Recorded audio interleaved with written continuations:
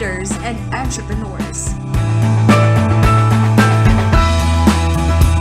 Live and love local as we discover and promote local businesses in the region.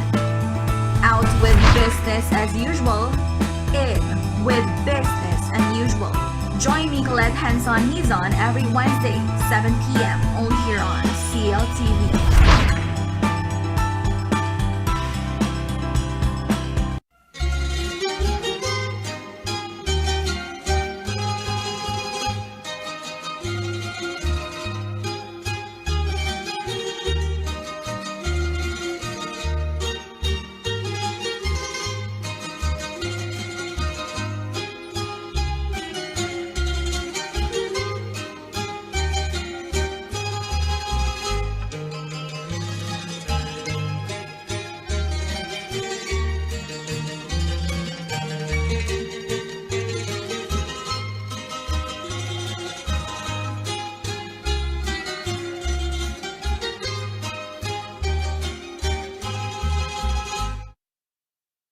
Para malabanan ang COVID-19, ang kailangan natin ay tama at totoong impormasyon, hindi fake news. Huwag kaagad maniniwala sa nababasa at naririnig. Ang pagkalat ng mga maling paniniwala tungkol sa COVID-19 ay nagdudulot ng panik, takot at maling desisyon. Laging i-double check kung saan nanggaling ang nabasa o narinig. Maging mapanuri at i-share lamang ang tamang impormasyon.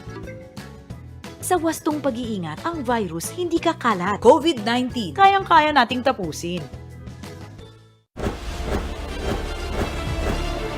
Yung kakulangan sa kaalaman, pwedeng pag-aralan. Yung kakulangan sa eksperyensya, pwede kang kumuha ng tao na may eksperyensya dyan na makakatulong sa'yo.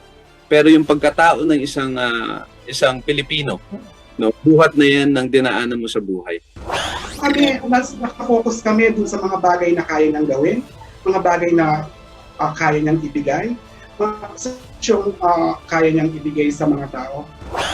Marami tayong hinalal, mga abogado, mga profesional, mga negosyante. At masasabi ba natin na porket ganun ang kanilang pinanggalingan ay naging maganda ang kanilang administrasyon? Boksingerong nais maging pangulo. Panalo nga ba ang mahirap? Yan ang tatalakayin sa Perspektiba ngayong Biyernes, alas 4 ng hapon sa CLTV 36 at live sa CLTV Facebook page.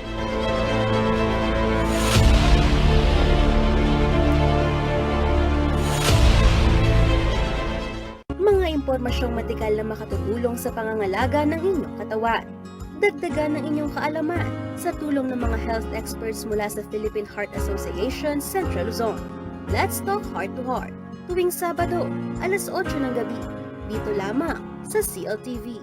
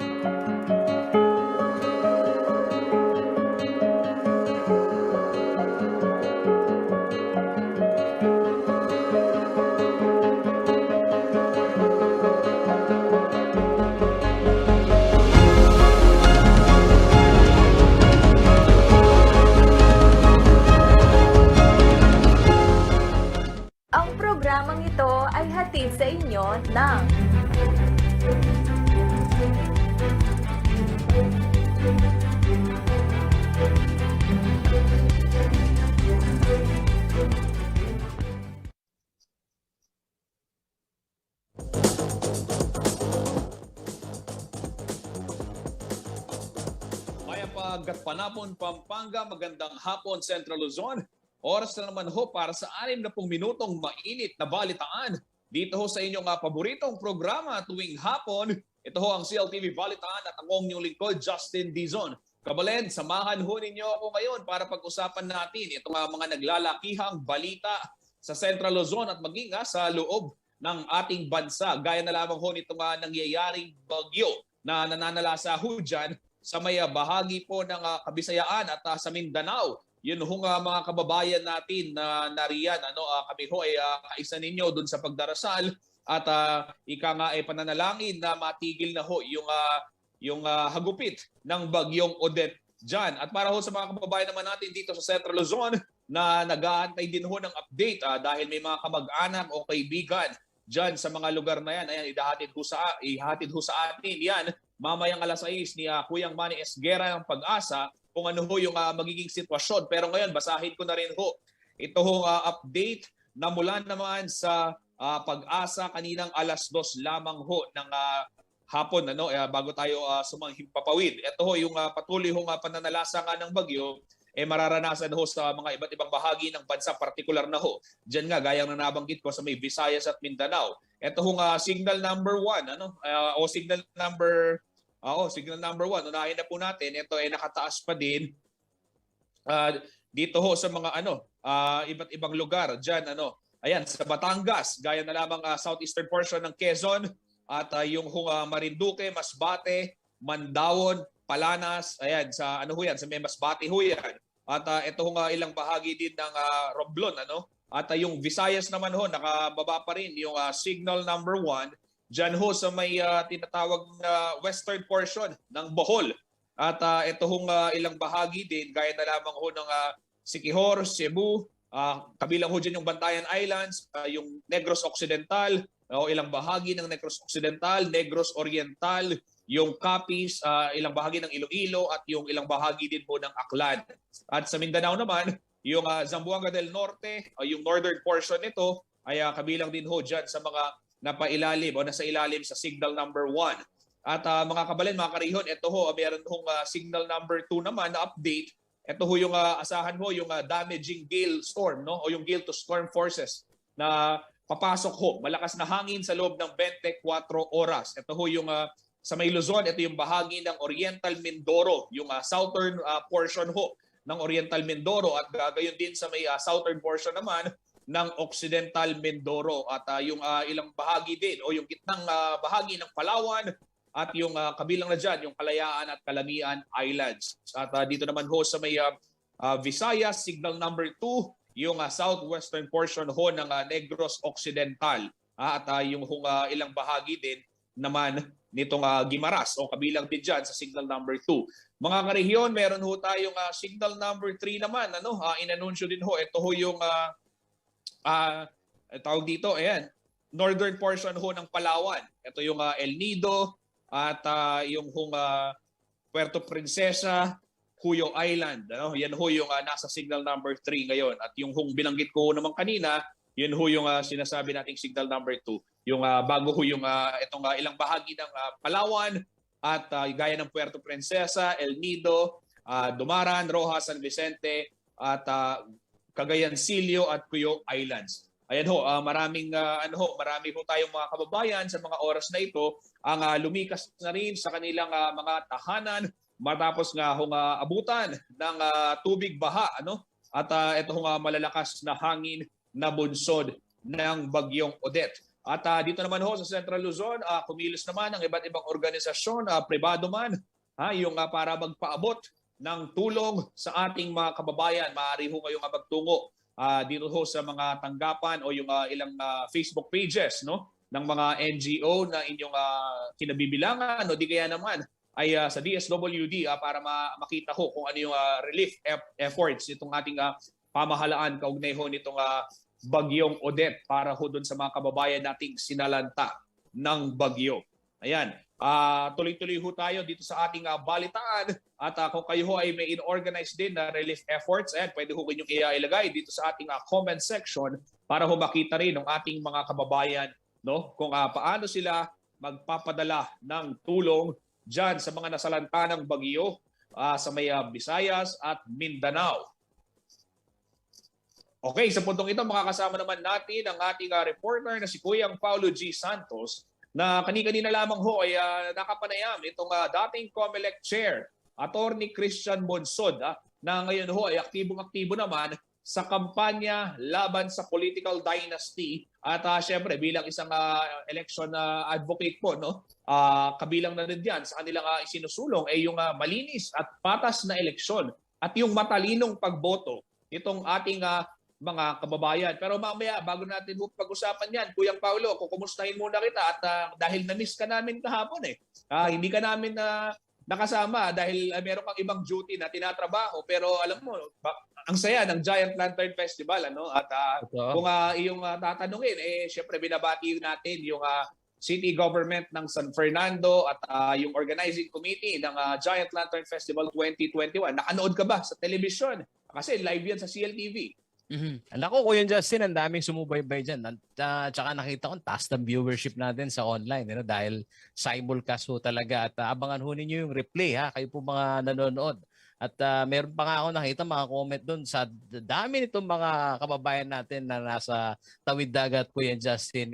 Na-miss talaga nila yung Pasko dito sa home of the Giant Lantern Festival sa siyudad ng San Fernando. Shout out din dun ho sa mga magagaling ho namin na parol maker na wala pa rin kupas, Kuya Justin, kung gaano sila kahusay at yung na-preserve ba yung kultura natin sa paglikha nitong parol sa pamamagitan ho ng mga rotor. Nakita nyo naman ho mga ka-Facebook, mga follower ho ng CLTV Balitaan na naipapakita pa ho namin dun ho sa aming streaming yung rotor, Kuya Justin. Ang halaga nun na napapansin nitong ating mga taga-panood, taga-subaybay na talagang opo mga kaibigan, bagamat ho may computerized na pero kita nyo ho kung gaano ho kapursigido pa rin na maipamana itong kulturang ito. Pero alam mo Kuya Justin, gaya nga ng panimulang balita mo, ang daming mga kababayan din natin na nakatutok dito ho sa nagiging assessment na dito pong NDRRMC. As of this time, Kuya Justin,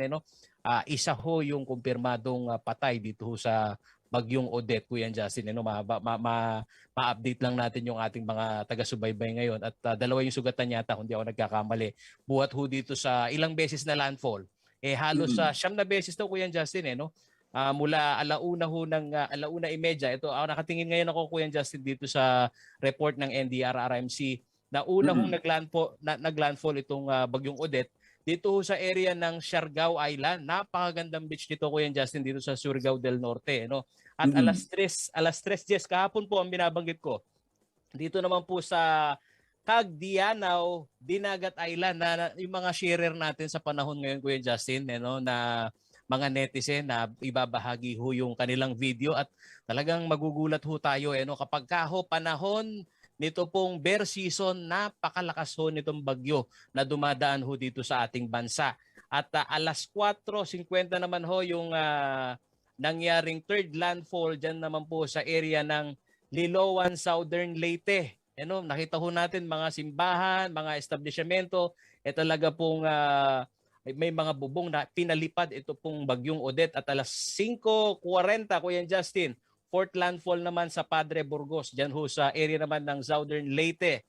6:30 p.m. kahapon, fifth landfall dito ho sa Pres Carlos Garcia sa Bohol.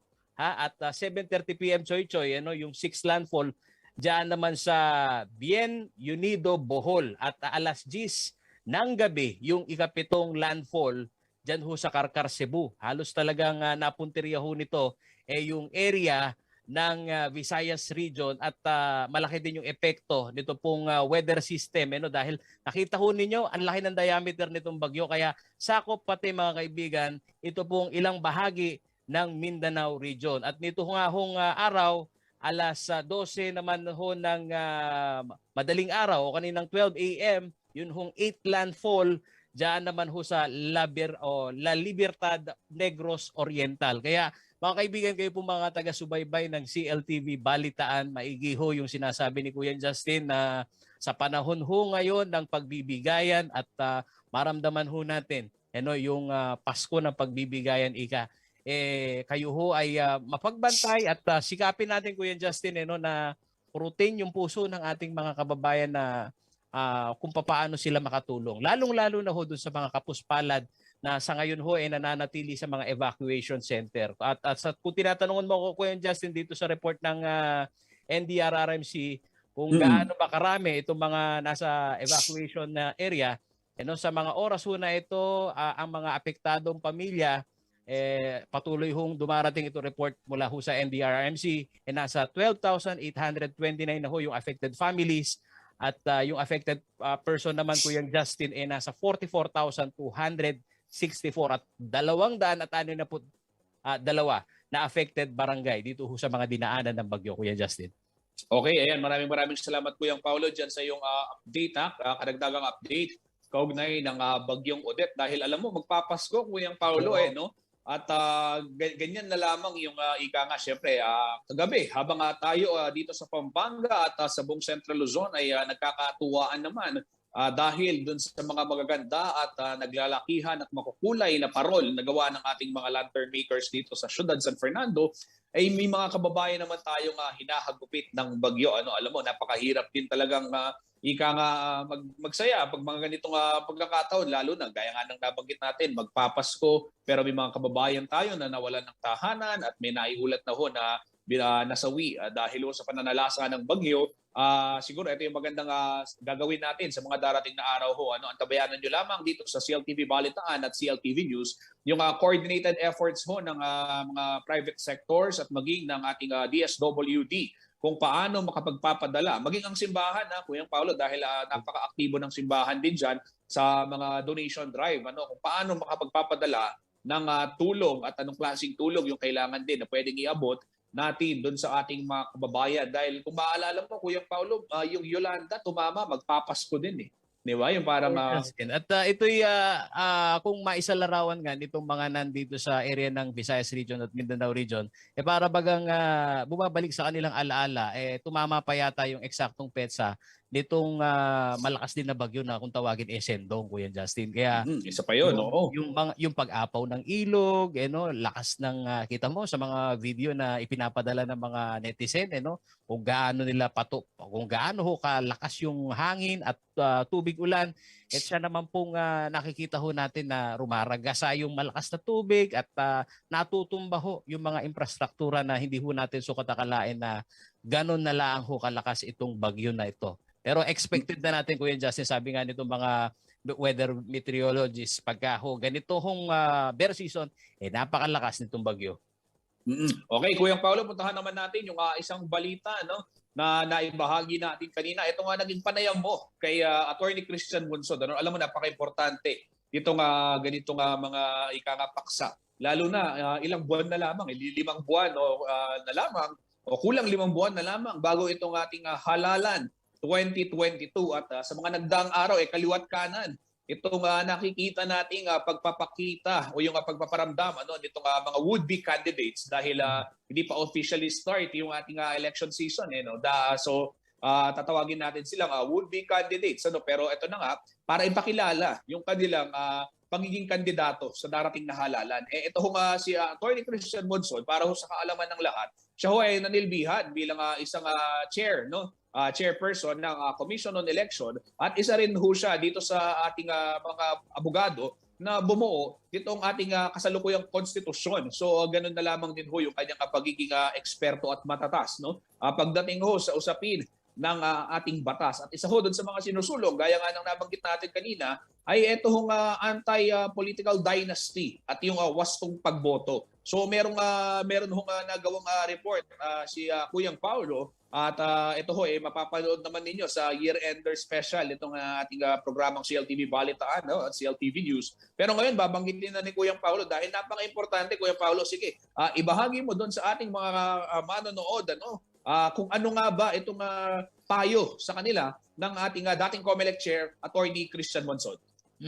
Sa moderno hong panahon, sabi ni Atty. Bunsod, na pangangampanya gamit itong social media at existence nitong iba't ibang mga social media influencer nito pong mga kandidato, maigi raw na mabantayan natin itong kanilang mga social media platform dahil nga dito sa COMELEC ruling resolution, Kuya Justin, na itinutulak yung mga kandidato na maiparehistro yung kanilang mga FB account, social media account.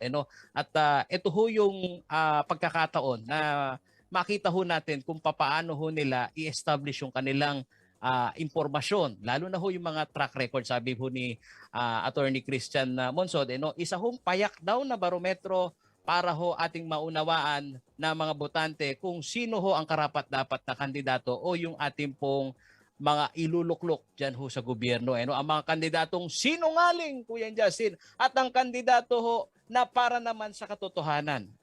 Napakasimple ho daw niyan at pwede ho nating i-fact check ngayon yung kanila pong mga binabanggit. Pero sa year-ender report nga ho ng CLTV News Team, amin pong ibibigay sa inyo itong pong mga naging pagsusuri po ng anti-political dynasty advocate na si Christian Monsod, na isa rin daw ho na nakikita ho niyang paraan para ho magkaroon ho ng matalinong assessment yung mga kandidato, kung sino ho raw yung mga kandidato na yung kanilang sinasabi ginagawa na nila. So isa rin ho raw yung criteria na po pwede ho daw nating pagbasihan dahil sa panahon ho ngayon na ang nakikita ni Attorney Christian Monsod ang feudalism, Kuya Justin, anjaan at anjaan. At yung mga kandidato na nagsasabing gusto nilang i-empower yung mahihirap, dito raw nagkakatalo, Kuya Justin. Lalong-lalo na yung mga alam naman natin na datihan na yung kanilang pamilya sa politika. At kahit sabihin daw na suntok sa buwan, Kuya Justin, na itong nakikita nating pagbabago sa political landscape, kung po pwede daw nabanggitin yung new politics, ang isa ho raw sa aspeto na dapat na ho nating mabantayan kung papaano ho ipakilala yung kanilang mga sarili dito pa lang ho sa barangay level, kung ano ho yung kanilang ginagawa na at nagawa na, Kuya Justin. Ang ganda ng pagpapaliwanag ni Atty. Christian Monsod, na tiyak na susubaybayan ng ating mga kababayan dahil ho dito ho sa Central Luzon, ito rin ho yung katotohanan. Sabi ng COMELEC Region 3, Kuya Justin, sa panahon ho ngayon, talagang dominante pa rin yung political dynasty dito sa ating rehiyon. Na dapat din nilang subaybayan, Kuya Justin, kung paano ba yung mga tamang panukat dito ho sa mga political dynasty na ang pagsasalarawan nga ni Attorney Monsod, Kuya Justin, ang kasunod po daw na tanong kapag political dynasty ho ang kandidato, malaki ang tsansa na papunta ho doon ho sa pang-aabuso o korupsyon na ating pong kinatatakutan, Kuya Justin. Oo. Alam mo, Kuya Paolo, naalala ko nga dyan yung binabanggit mo, itong pagiging matapat at yung pagiging sinungaling. Ito, dito daw, sabi nga ni Atty. Monsod, nung nakita ko rin yung panayam sa kanya, sinasabi ho niya, mga karehiyon, gawing kamantayan ito, barometer, At doon lamang iiksi na daw yung pagpipilian. Naalala ko yung nabanggit na dati ng ating kabalen na si CBCP President, Bishop Ambo David. Itong sinasabi niya na yung i-follow mo lang o sundin mo lang yung tatlong tawag dito, utos ng Panginoon. Huwag kang papatay, huwag magnanakaw at huwag magsisinungaling, ay pwede rin daw itong maging gabay para doon sa matalino at wastong pagboto sa darating na halalan. Isama na rin natin dyan, itong kamakailan lamang naging viral ito itong homily ni Archbishop Villegas naman. Itong sinasabing sa usapin ng neutrality, kung kung merong katotohanan at merong kasinungalingan at hindi ka raw nanindigan para sa katotohanan, ito daw ay kasalanan dahil hindi ka pwedeng maging neutral sa panahon na merong nagsisinungaling at merong gumagawa ng krimen at hindi mo na pipigilan o hindi mo binabanggit na bawal yun o binabawalan. Ito yung nabanggit ng simbahan. Alam nyo ho, ito nga, napakaraming mga organisasyon. Nandiyan na yung mga akademiko, yung mga taong alagad ng batas, gaya ni Atty. Monsod, at nandiyan din yung mga taong simbahan para ho magbigay sa atin talaga ng pwedeng maging pwedeng maging guidelines or maging pamantayan na susundan sa darating na halalan dahil nga gaya naman ng mga sinasabi ng ating mga eksperto dito sa gobyerno, gaano ka importante yung mga political analyst, gaano ka importante itong eleksyon 2022, hindi siya katulad lamang ng ordinaryong eleksyon na ika nga maghahalal ka dahil sa kasalukuyan meron tayong krisis na pinagdadaanan. Ito yung COVID-19 pandemic at napakahalaga na yung magiging leader ng ating bansa at kahit ng mga komunidad, kahit sa mga munisipyo, bayan at syudad ay ika nga aligned doon sa ating pinaniniwalaang prinsipyo at doon sa gawain. Ito yung binabanggit nitong ating mga political analyst. At syempre, itong si Attorney Christian Monsod nagpaalala sa ating mga kababayan, sinungaling o matapat, doon ka lang pipili di ba, Kuyang Paulo? At makikita naman natin yung mga track record nitong mga kandidato. At yan naman yung inilalabas sa kaliwat ka ng mga balita, maging sa kahit sa website ng gobyerno, meron yan mga record na kung ano yung nakamit at ano yung mga naging violation o paglabag naman nitong mga kandidatong ito. At may dagdag ko lang, Kuya Justin, doon sa pinapangarap natin na social justice. At ang ibig sabihin nito yung kung kayo nagsusuri, mga kaibigan, at nagrereklamo sa inyong buhay, bakit ang agwat ng mayayaman sa mahihirap, bakit napakalala dito sa ating bansa. Yun daw ang balikan ng mga botante. Kung yan mga kandidato ninyo may ginagawa para ma-empower yung mahihirap. Dahil ang nakikita natin sa ngayon, Kuya Justin, na kapag ang buladas ng kandidato sinasabing para siya sa mahirap, pero kung titignan mo yung kanyang track record, hindi naman nangungusap, magdalawang isip kayo, yan ay sinungaling. Napakadali, Kuya Justin. Mga sinungaling. Maganda yung sinabi ni Atty. Monsod. Alam mo, Kuyang Paulo, aabangan natin yan. Itong kabuuan ng iyong panayam kay Atty. Christian Monsod. Kuyang Paulo, wag mo muna akong iiwan. Samahan mo na ako dito sa ating programa dahil marami pa tayong maiinit na balita na ihahatid sa ating pagbabalik dito sa ating mga kabalan at mga karehiyon. Tumutok lamang kayo sa CLTV Balitaan. Ang programang ito ay hatid sa inyo ng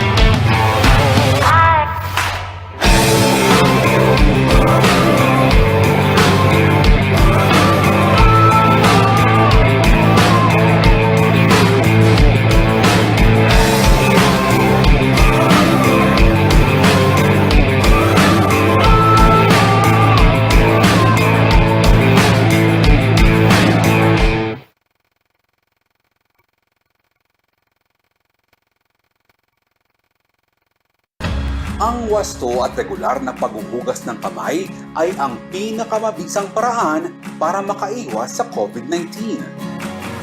Sundin lamang ang mga simpleng hakbang. Hugasan ang inyong mga kamay gamit ang sabon at tubig. Kuskusin mabuti ang inyong mga kamay. Magsimula sa palad hanggang sa pagitan ng mga daliri at likod ng kamay. Gawin ito sa loob ng 20 segundo.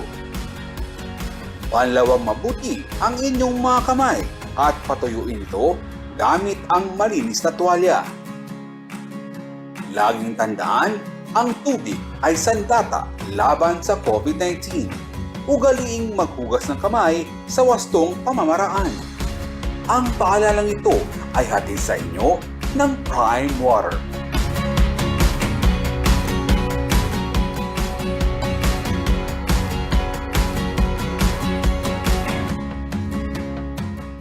Ang ipinaglalaban ko ay healthy buhay para sa inyo. Dapat may liksi kayong bumangon sa anumang pagsubok. Mabilis makatayo dahil may matatag na hanap buhay. Ang korupsyon ay lalabanan at hindi kayo tutumba sa dagdag paghirap. Kasama kayo, iangat natin ang kalusugan at kabuhayan ng buong bayan. Healthy buhay at hanap buhay as promised.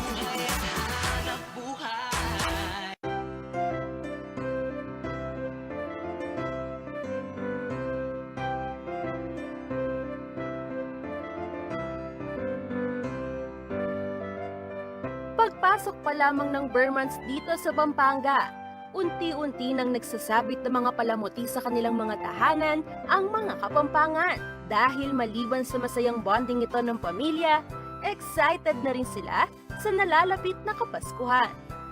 Ang isa sa pinakatanyag na dekorasyon sa Pampanga ay ang parol. Bukod sa ito ang nakagisnang dekorasyon ng bawat tahanan, ito rin ay simbolo ng Paskong Pinoy. Ang sinaunang parol ay gawa ng Kapampangan artisan ni si Francisco Estanislao noong 1908. Noon ay hindi pa ito engrande gaya ng mga nakikita natin ngayon. Ito ay hugis bituin na gawa lamang sa kawayan, papel de hapon at papailawan ito gamit ang kandila. Noon ay ginagamit ang mga parol para ilawan ang mga daan papunta sa simbang gabi o lubenas. Isang tradisyon na isinasagawa pa rin sa Angeles City hanggang sa maging bahagi na ito ng kultura ng mga Kapampangan. Hindi nagtagal ay hindi lamang maliliit, katamtaman o medyo kalakihan ang ginagawang parol dito sa Pampanga. Nag-umpisa na rin gumawa ang mga parol makers ng San Fernando ng mga higante at dambuhalang mga parol. Kaya naman nabansagan ang syudad ng San Fernando, Pampanga na Christmas capital of the Philippines at home of the giant lanterns. Naging taunang tradisyon na ito sa syudad ng San Fernando, kung saan kahit na ilang buwang ikumpuni ito, ay binibigyang oras talaga ng mga lantern makers para maipamalas ang kanilang ipinagmamalaking mga giant lanterns sa mga Fernandino at sa buong mundo. Ngayong taon ay ika-113 taon na dapat ng kompetisyon. Ngunit katulad ng nangyari noong 2020 noong kasagsagan ng pandemya, ang mga parol ay muling binuo para sa exhibition show. Ang mga higanteng parol ay umaabot hanggang 20 talampakan at ang mga nagniningning at nagpapaliwanag ng mga bumbilya ay umaabot sa mahigit 10,000 colorful bulbs. Ang isang parol ay inaasahang magpapamalas ng kagandahan nito at sumayaw sa musika sa loob ng 7 minuto. Kung saan ang mga rotor operator ay mano-manong nagpapaikot sa rotor at sumasabay din sa tempo ng musika. At ang kaganapang ito ay hindi lamang dinudumog ng mga Kapampangan, maging ang mga foreigners ay dumadayo pa sa San Fernando, Pampanga para lamang tunghayan ang ligligang parol. Bagamat nasa kalagitnaan pa rin tayo ng pandemya, hindi pa rin magpapatinag sa sitwasyon ng syudad ng San Fernando at patuloy pa rin ang paglikha ng mga giant lanterns ang mga parol makers.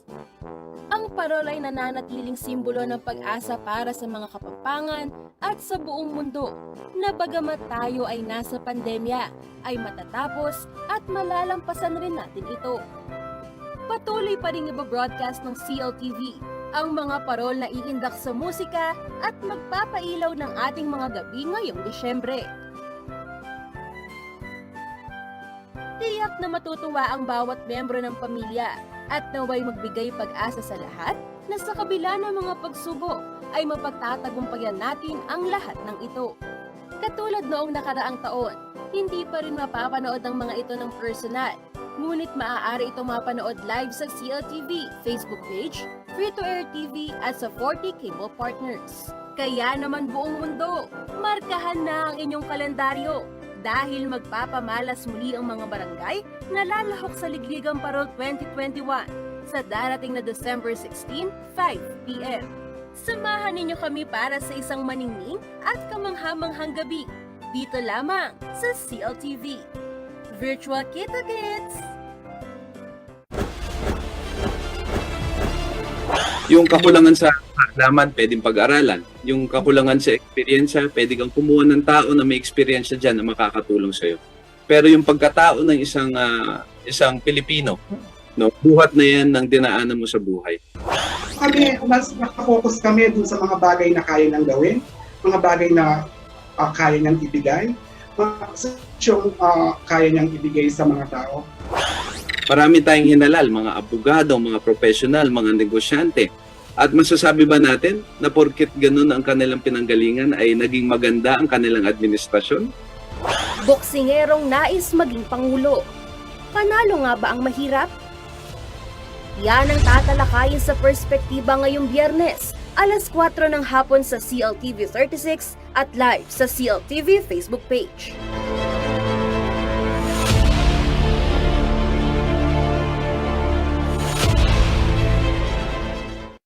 programang ito ay hatid sa inyo ng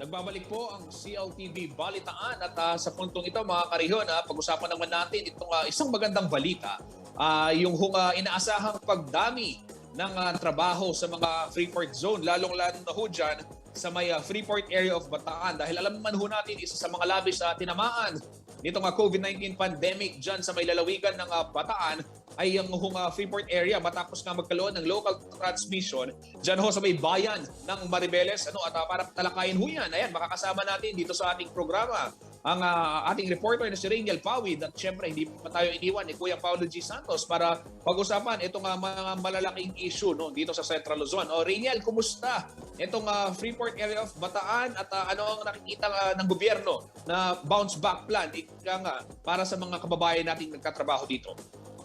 Kuyang Justin, good news nga dahil tila gumaganda na rin yung sitwasyon ng pamumuhunan at negosyo dito sa Central Luzon. Partikular na nga dyan sa sinabi mo sa Freeport area of Bataan dahil nitong isang araw ay kinumpirma sa atin ni Bataan Governor Abet Garcia na unti-unti na raw magbabalik.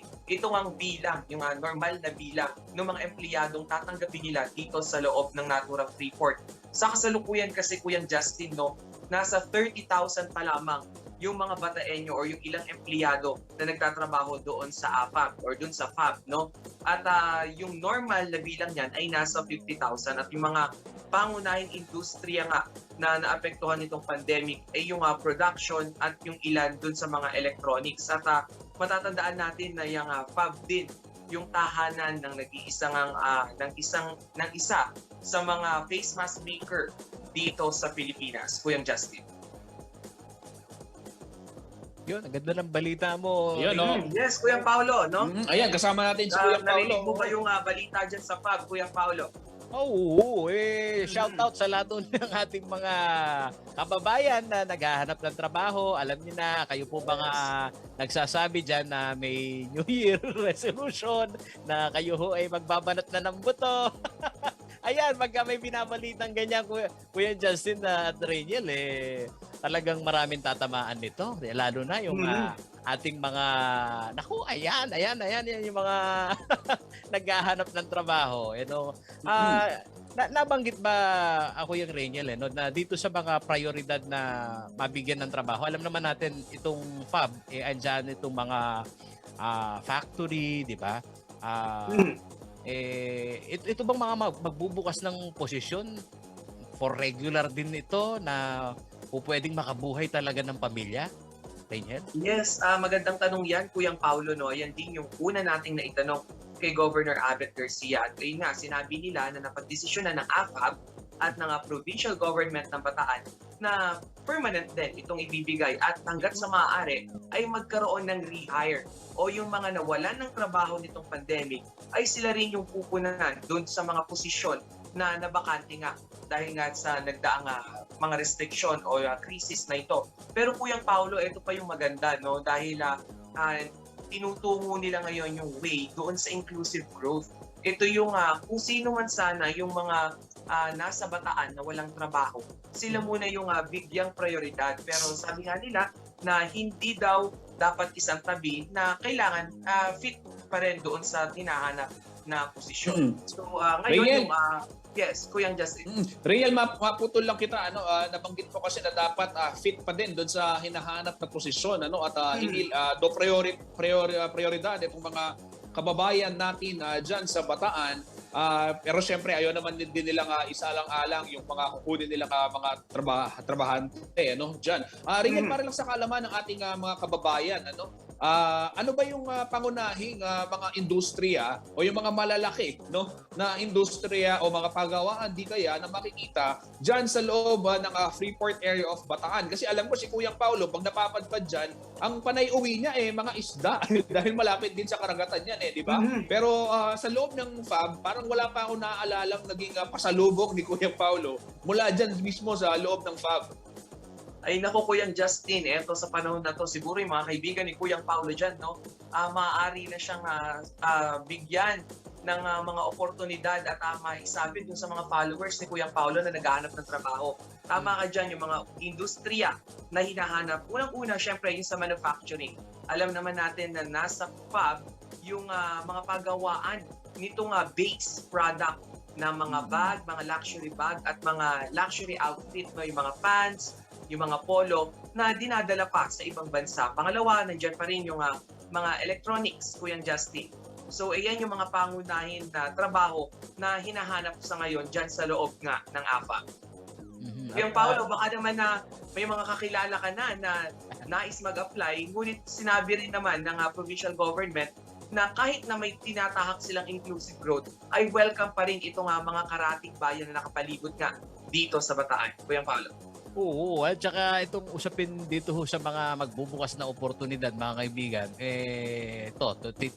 nakatingin ako dito sa ngayon, Rachel, Kuya Justin, dito sa minimum wage, na naipost na infographics ng sinusubaybayan din natin na labor advocate. Dito sa NCR, nasa 537. Dito naman sa Region 3, naglalaro ho ang sweldo sa 420 pesos kada araw.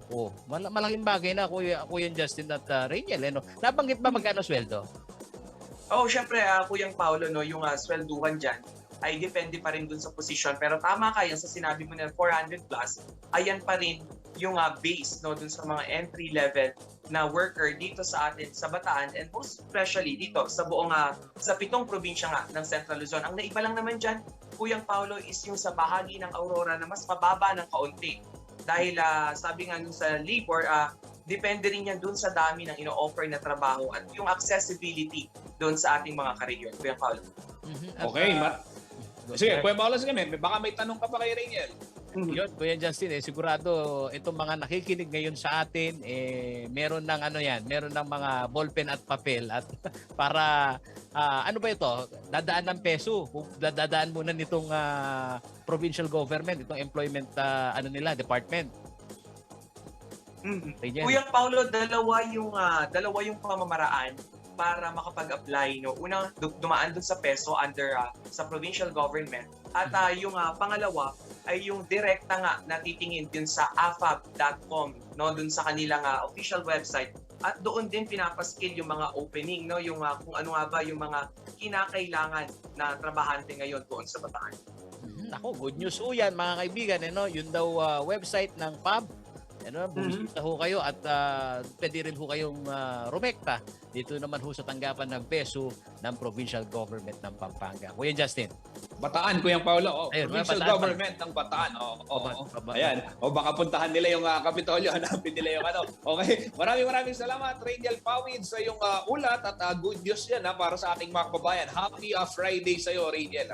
Okay, eto naman, Kuyang Paulo, tumuko naman tayo dito sa isang balita. Dahil alam mo naman, pag ganitong panahon ng Christmas party, panahon ng Pasko, maraming mga pinupuntahan, kaliwat kanan ho yung mga reunion, kaliwat kanan yung fellowship, yung pag-i-invite nitong iba't ibang organisasyon, kaya naman mga tanggapan, o kahit yung mga maliliit na grupo lamang ng mga magkakaibigan. Ikaw ba, Kuyang Paulo, sa mga oras na ito, nakailang Christmas party ka na at nanalo ka na ba sa mga raffle ngayong Pasko? Ito hinihintay ko yung Christmas party sa Angeles City, kaya lang buti na lang inawat ni Mayor Pogi. Dahil bawal. Bawal yan dito din. sa Angeles City. Paalala. Kaya nga nang nabanggit mo yan, magandang paalala yan. Diyan sa lungsod ng Angeles City, binawalan na ni Mayor Pogi Lasatin itong pagdaraos ng face-to-face na Christmas gathering o celebration party at mga kahalintulad pa na pagtitipon ng mga taong hindi magkakasama sa iisang bahay. Kahit magkamag-anak ho kayo, sabihin na nating magpipinsan, magkakapatid, kung yung isa naman ay taga-Anonas, yung isa naman ay taga-Malabanyas at hindi kayo magkasama sa bahay, ay nako, bawal ho yan, ayon na rin sa inilabas na mandato ho ng alkalde ng lungsod ng Angeles, si Mayor Pogi Lasatin. Pero ito, Kuyang Paulo, sa may Subic, sa SBMA, maging yung mga empleyado, hindi na rin payagan magkaroon o magdaos nitong ating tinatawag na Christmas party. Ito, siguro Kuya Paolo, para maalam ng ating mga kababayan, maganda basahin mo na rin itong balita mula sa SBMA.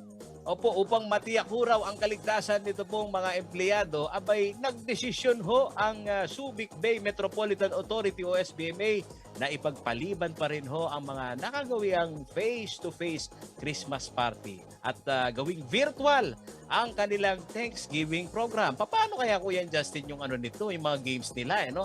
Ayon po kay SBMA Chair at Administrator Wilma Aisma, ipinagbabawal ang face-to-face gathering sa lahat ng SBMA offices at pasilidad. Hindi raw ho pwede yung malakihang event sa Freeport. Ayun, no? Ito'y dahil na rin ho sa patuloy na banta ng COVID-19 virus, lalo na po nakapasok na ho dito sa ating bansa ang Omicron variant. Ito hong higit raw na nakakahawa kaysa ho sa Delta variant.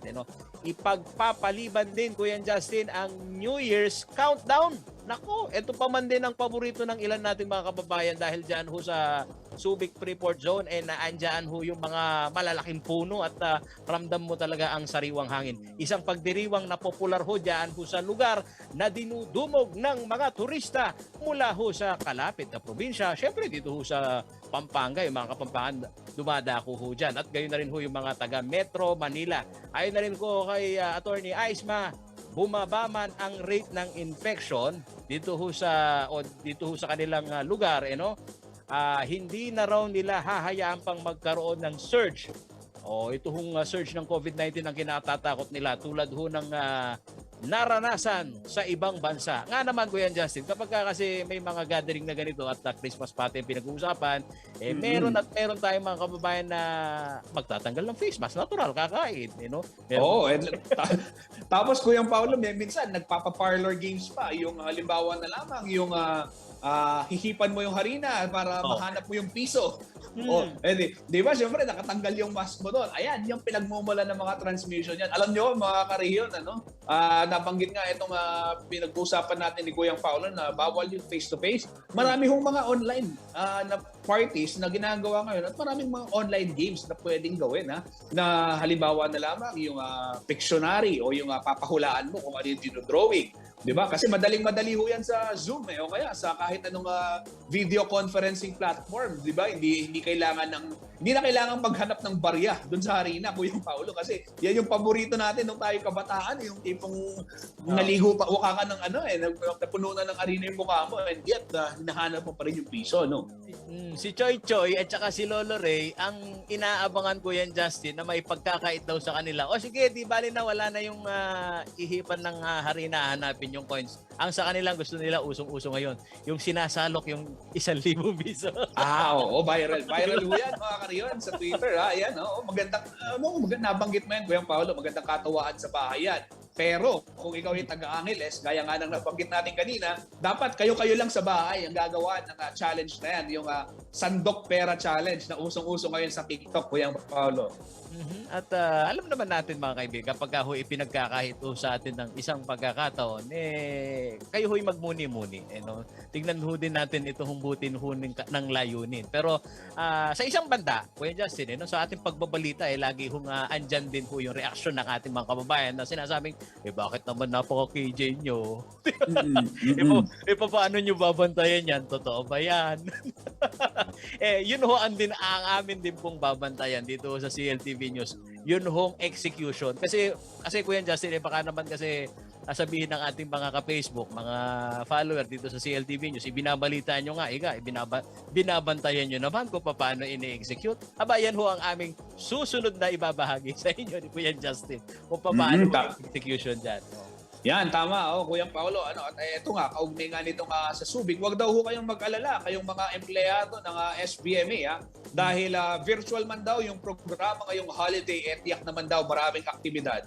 At tiniyak ho ng tanggapan ng ni Chad Ami, yung chairman and administrator ng Subic Bay Metropolitan Authority, na magiging enjoyable yung magiging programa. At ito ho, panawagan din dun sa publiko, sabi ni Attorney Aisma, ay panatilihin ng pagsunod sa minimum health and safety standards upang hindi na mapasukan nitong virus, hindi na magkaroon ng transmission ng COVID-19 dyan sa SBMA dahil alam natin marami rin mga kababayan natin dyan sa may Olongapo at Bataan at Subic at ilang bahagi din ng Zambales ang ika nga ay nakaasa kabuhayan dyan sa loob ng Freeport. Kuyang Paulo, sa ating pagbabalik, marami pa tayong balitang tatalakayin. Huwag ho kayong aalis mga karehiyon. Samahan nyo kami ni Kuyang Paulo G. Santos sa pagbabalik ng CLTV Balitaan.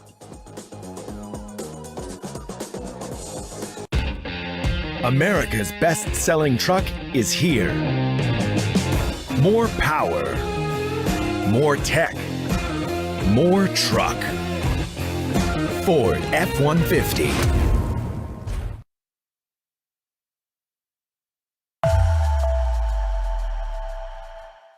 Bilang leader, dapat laging malinaw at nagsisimula ang lahat sa malinaw na paningin. Ang iBerry ay dietary supplement na may iBright Flower Extract at Bilberry Berry. Ito ang malinaw para sa akin.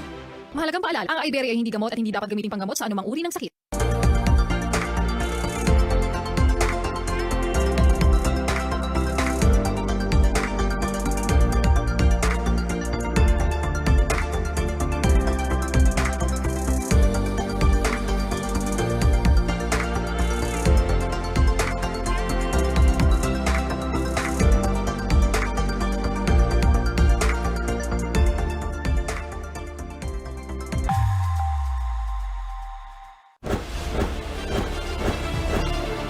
Yung kakulangan sa kaalaman, pwedeng pag-aralan. Yung kakulangan sa eksperyensya, pwede kang kumuha ng tao na may eksperyensya dyan na makakatulong sa'yo. Pero yung pagkatao ng isang Pilipino, no, buhat na yan ng dinaanan mo sa buhay. Kami, mas nakafocus kami dun sa mga bagay na kaya nang gawin, mga bagay na kaya niyang ibigay, mga kaya niyang ibigay sa mga tao. Marami tayong hinalal, mga abogado, mga profesional, mga negosyante. At masasabi ba natin na porket ganun ang kanilang pinanggalingan ay naging maganda ang kanilang administrasyon? Boksingerong nais maging pangulo. Panalo nga ba ang mahirap? Yan ang tatalakayin sa Perspektiba ngayong Biyernes, alas 4 ng hapon sa CLTV 36 at live sa CLTV Facebook page.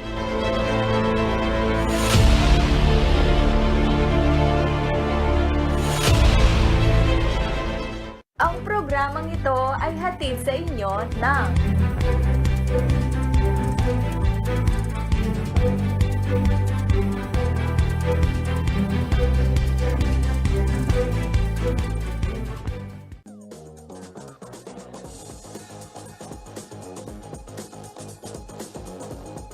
Nagbabalik po ang CLTV Balitaan at pansamantalang halumisan ako ng ating kasamang si Kuyang Paulo G. Santos. Pero tayo, tuloy-tuloy pa rin tayo. Dito sa mainit na balitaan, posible raw magbalik ang mga traditional politician kung maihalal ang ilang presidential frontrunners sa susunod na halalan. Ito ang lumabas sa survey na isinagawa naman ng research team na Tangere. Samantala, bagamat nakalalamang daw sa ilang survey si dating Senador Ferdinand Marcos Jr., marami sa mga respondents ang mga naniniwala na hindi niya kasing tatag ang kanyang ama na dating diktador at dating Pangulong Ferdinand Marcos Sr. Ang detalye ng balitang yan, ihahatid sa atin ni Rainiel Pawi.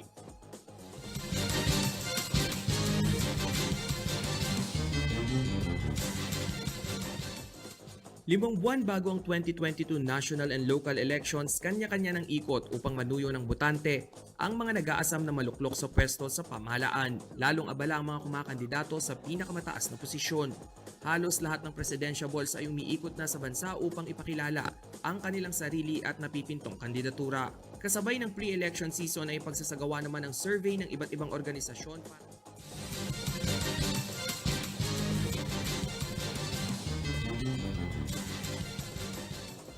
5 buwan bago ang 2022 national and local elections, kanya-kanya ng ikot upang manuyo ng botante ang mga nag-aasam na maluklok sa pwesto.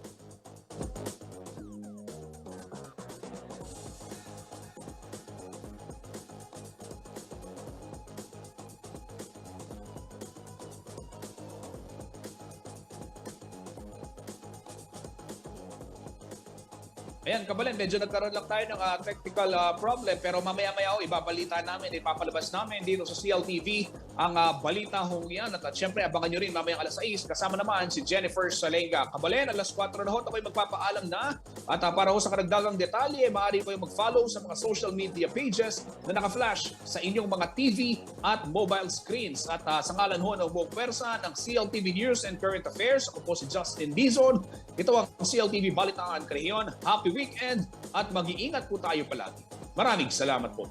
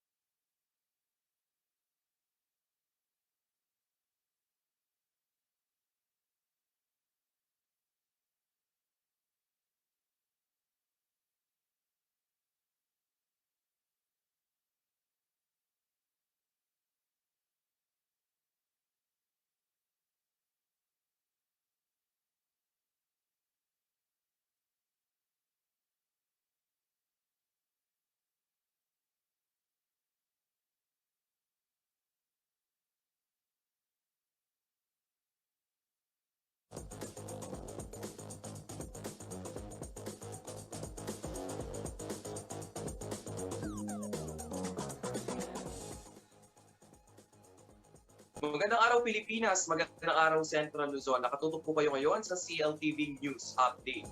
Posibleng manumbalik ang traditional politics sa oras na maluklok sa pwesto ang ilang presidential frontliners sa nalalapit na halalan.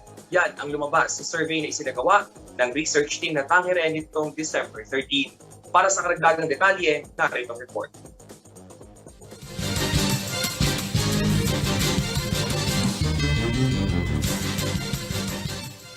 Limang buwan bago ang 2022 national and local elections, kanya-kanya ng ikot upang manuyo ng botante ang mga nag-aasam na maluklok sa pwesto sa pamahalaan. Lalong abala ang mga kumakandidato sa pinakamataas na posisyon.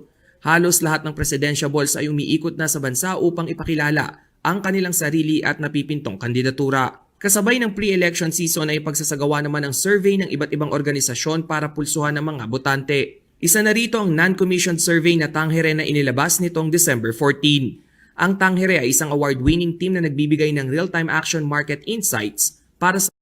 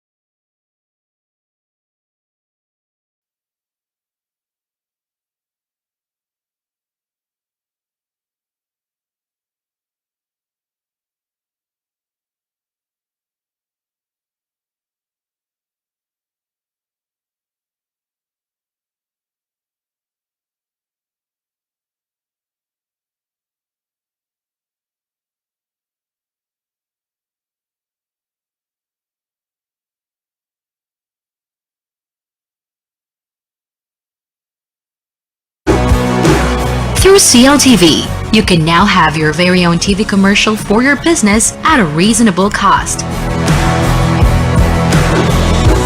And not only is your business authenticated by a reliable and trusted TV station,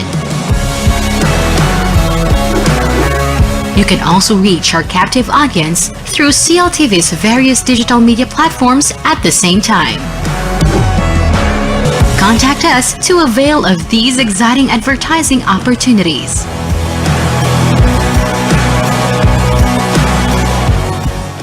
Mga Nueva Ecijano, ang programang Kalinga ni Ria Vergara at ang paborito nyong si Jay sa Double J. Nasa CLTV na! Ang tinig ng ikatlong distrito ng Nueva Ecija, Ria Vergara at ang ama ng pagbabago at progreso sa lungsod ng Cabanatuan, Jay Vergara, ang mag-uulat tungkol sa mga napapanahong kaganapan at mga proyektong nakalaan para sa taong bayan. Sabado, alas 7 ng gabi, subaybayan si Ria Vergara at Jay Vergara dito lang sa CLTV.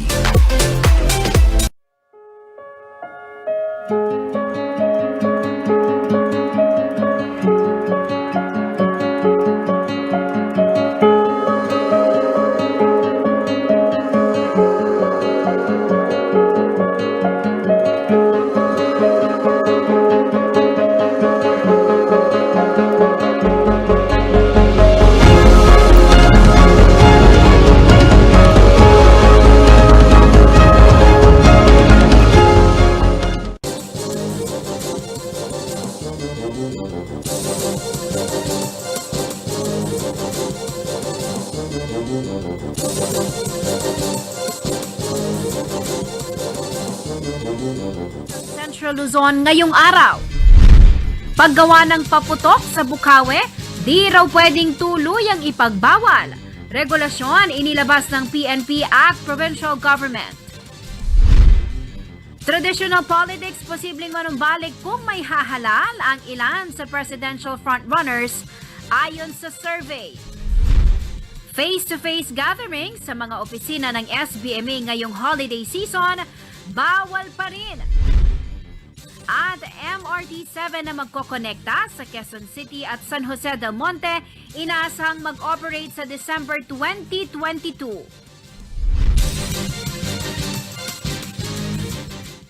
Magandang gabi ka rehiyon. Ako po si Jennifer Salenga. Oras na para sa mga maiinit na balitang Central Luzon. Patuloy man daw ang pagbaba ng bilang ng nahahawa ng COVID-19, hindi raw ito dahilan para maging kampante at payagan na ang mga holiday parties sa loob ng Subic Bay Freeport. Ito po ang inanunsyo ng Subic Bay Metropolitan Authority sa kanilang mga empleyado. Kansilado rin ang taunang New Year's countdown upang maiwasan ang posibilidad ng virus transmission. Narito po ang report. Upang matiyak ang kaligtasan ng kanilang mga empleyado, nagdesisyon ang Subic Bay Metropolitan Authority o SBMA na ipagpaliban pa rin ang nakagawiang face-to-face Christmas party at gawing virtual ang kanilang Thanksgiving program. Ayon kay SBMA Chair at Administrator Wilma Aisma, ibinagbabawal ang face-to-face gathering sa lahat ng SBMA offices at pasilidad. Hindi rin pwede ang malakihang event sa Freeport. Ito'y dahil sa nagpapatuloy na banta sa COVID-19 virus at lalo na nakapasok na sa bansa ang Omicron. Ipagpapaliban din ang New Year's countdown, isang pagdiriwang na popular sa lugar na dinudumog ng mga turista mula sa mga kalapit na probinsya maging sa Metro Manila. Ayon kay ASMA, bumaba man ang rate of infection sa mga nagdaang araw, hindi na raw nila hahayaang magkaroon ng surge muli ng COVID-19 tulad ng nararanasan ngayon sa ibang bansa. Bagamat inirerespeto raw nila ang bawat karapatan ng SBMA employees at ibang Subic stakeholders na mag-organisa ng pagtitipon ngayong holiday season, hindi pa raw nila mapapayagan ang mga ganitong events sa mga pasilidad ng SBMA. Patuloy na nananawagan si ASMA sa lahat na tumalima pa rin sa minimum public health standards sa mga Christmas party at year-end activities. Samantala, virtual man ang magiging programa ng SBMA ngayong holiday season, maraming aktibidad pa rin naman daw ang inihanda na may enjoy ng kanilang mga empleyado. Jennifer Salenga, CLTV News. Nag-issue na ang Philippine National Police ng operational guidelines para sa regulasyon at pagkontrol sa paggamit ng mga paputok at pyrotechnics sa Yuletide season. Kasama na rito ang probisyon ng EO 28 sa paggamit ng firecrackers sa community fireworks displays. Ang provincial government naman ng Bulacan patuloy sa pagtulong upang hindi mamatay ang tradisyon ng paputok sa kanilang lugar, lalo na po sa bayan ng Bukawe na siyang firecracker capital ng bansa. Si Rainiel Pawid ang may report. Inilabas na ng Philippine National Police Firearms and Explosive Office ang mga regulasyon at guidelines sa paggawa, pagbebenta at paggamit ng mga paputok. Mariing ipinagbabawal ang oversized firecrackers na may bigat na mahigit 1/3 teaspoon o mahigit sa 0.2 grams ng pulbura. Hindi rin pinahintulutan ang mga may sobrang ikling mitya na nauubos sa loob ng 3 segundo. Gayun din ang sobrang haba na mahigit 6 na segundo bago ubos. Bawal din ang mga imported at walang label na paputok. Lalo na ang mga may halong sulfur o phosphorus na isinasama sa chlorates. Ilan sa mga halimbawa ng mga ipinagbabawal na paputok ay ang Watusi, Piccolo, Super Lolo, Atomic Triangle, Large Judas Belt, Large Bawang pa. Inatas naman ng lahat ng police commander na makipag-ugnayan sa kani-kanilang mga local government unit para matukoy ang mga firecracker zone at mga lugar kung saan papayagang magbenta ng paputok. Mga alam naman natin yung Bukawe, which is part of Region 3, mga sales. So ito, we are trying to regulate. At sa mga darating na panahon, nakikita yung inspection na gagawin natin because si Chief PNP mismo will be inspecting myself and yung provincial director ng Bulacan. Samantala, nilinaw naman ni Bulacan Governor Daniel Fernando na well-regulated ang benta ng paputok sa Bulacan, lalo na sa bayan ng Bukawe na tinaguri ang firecracker capital ng bansa. Git pa ni Fernando, hindi pwedeng tuluyang ipagbawal ang paggawa ng paputok sa Bukawe dahil isa ito sa pangunahing industriya na pinagkukunan ng kabuhayan ng karamihan. Hindi yung totally ban. Ano po? Kasi pag tinotally ban mo yan, unang-una, patay ang tradisyon mo. Hinahanap ng Pilipino yan. Eh sa atin naman hindi applicable yung isa na lang na lugar. Doon magaganap yung New Year countdown. No, it's not. Sa higit 100,000 populasyon ng Bukawe, higit 25% o 25,000 residente ang nakikinabang sa firecracker industry. Rainiel Pawid, CLTV News. Manatili nakatutok para sa iba pang mga nangungunang balita ngayong araw.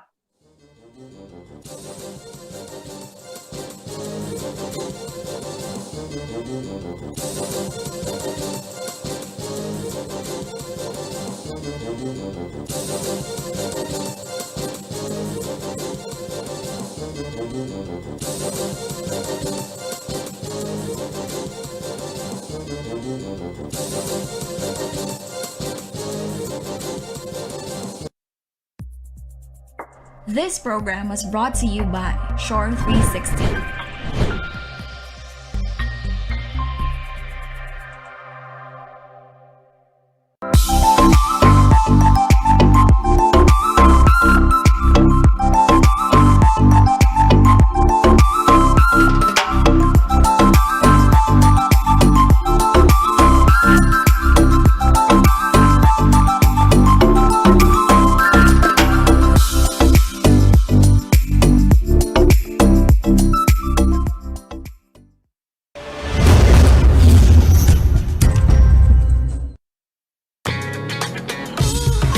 All-new Ford Territory is stunning from every direction in every moment. Impressive design that is distinctively Ford. With 18-inch wheels, spacious interior, and a panoramic moonroof. The all-new Ford Territory. Own the moment.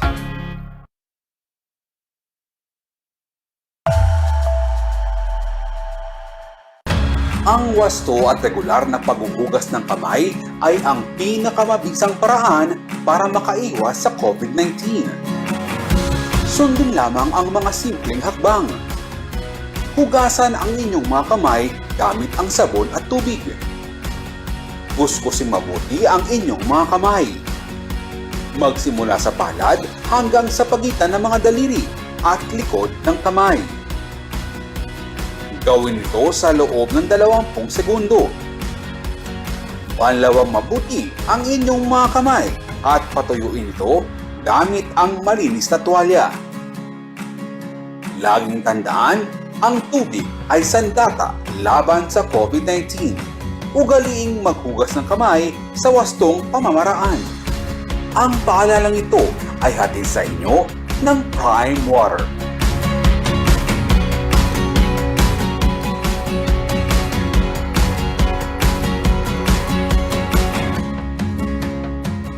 Reliable auto service brought closer to you at the Clark Freeport Zone. Laos Auto Services, your professional multi-brand service center, is right in your midst. It offers general jobs for repair and maintenance, body paint and detailing, collision repair and body works. Laos Auto Services at Clark Freeport is backed up by highly trained technicians, specialists in auto paint, detailing, body works and collision repair. Laos Auto Services, your professional multi-brand service center. Open Monday to Saturday from 8:30 a.m. Located along Manuel A. Rojas Highway, Clark Freeport Zone. For inquiries, contact 045-499-8080 or 0908-819-8080.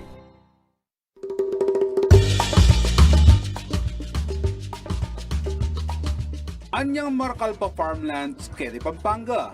May giyang libangan daring anak akapampangan o maski na rin mga tuwa na mandakap lang insekto kaya rininguran. Kaybat, luto de ang pongkanan. Kanita, sobrala karakalketi.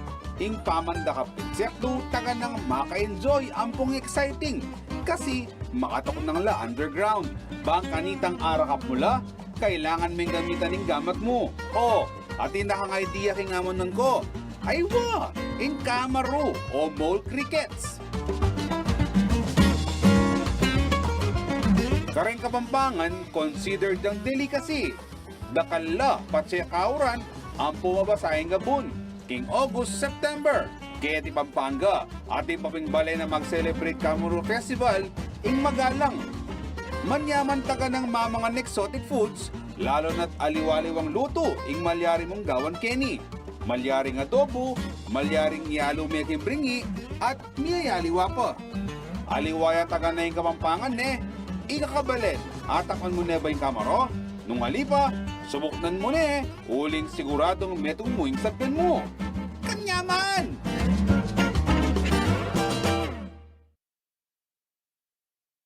Kung nabakunahan na, maaari na bang itigil ang pagsusuot ng face mask, face shield at iba pang minimum public health standards?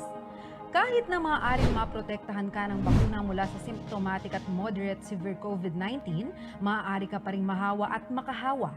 Ipagpatuloy ang minimum public health standards para sa karagdagang proteksyon sa sarili at mga mahal sa buhay. Ugaliin pa ring magsuot ng face mask at face shield. Madalas na maghugas o mag-sanitize ng kamay. Iwasan ang matataong lugar at laging dumistansya ng 1 metrong layo sa isa't isa. Siguruhing may magandang daloy ng hangin sa bahay o lugar ng trabaho. Patuloy na sundin ang minimum public health standards kahit na bakuna na. Ang paalalang ito ay hatid sa inyo ng CLTV.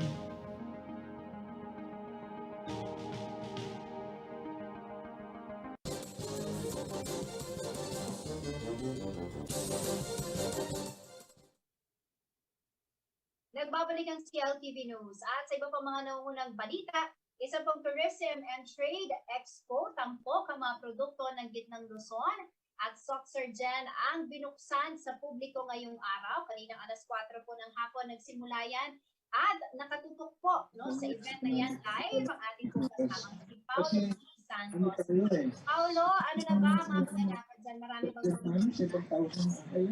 Jen, magandang balita dahil alam mo naman, itong mga taga Central Luzon pagka nagawi ng Clark, talagang naghahanap nitong matatambayan na talagang mag-enjoy sila dito sa trade fair na binuksan nga ng Clark Development Corporation.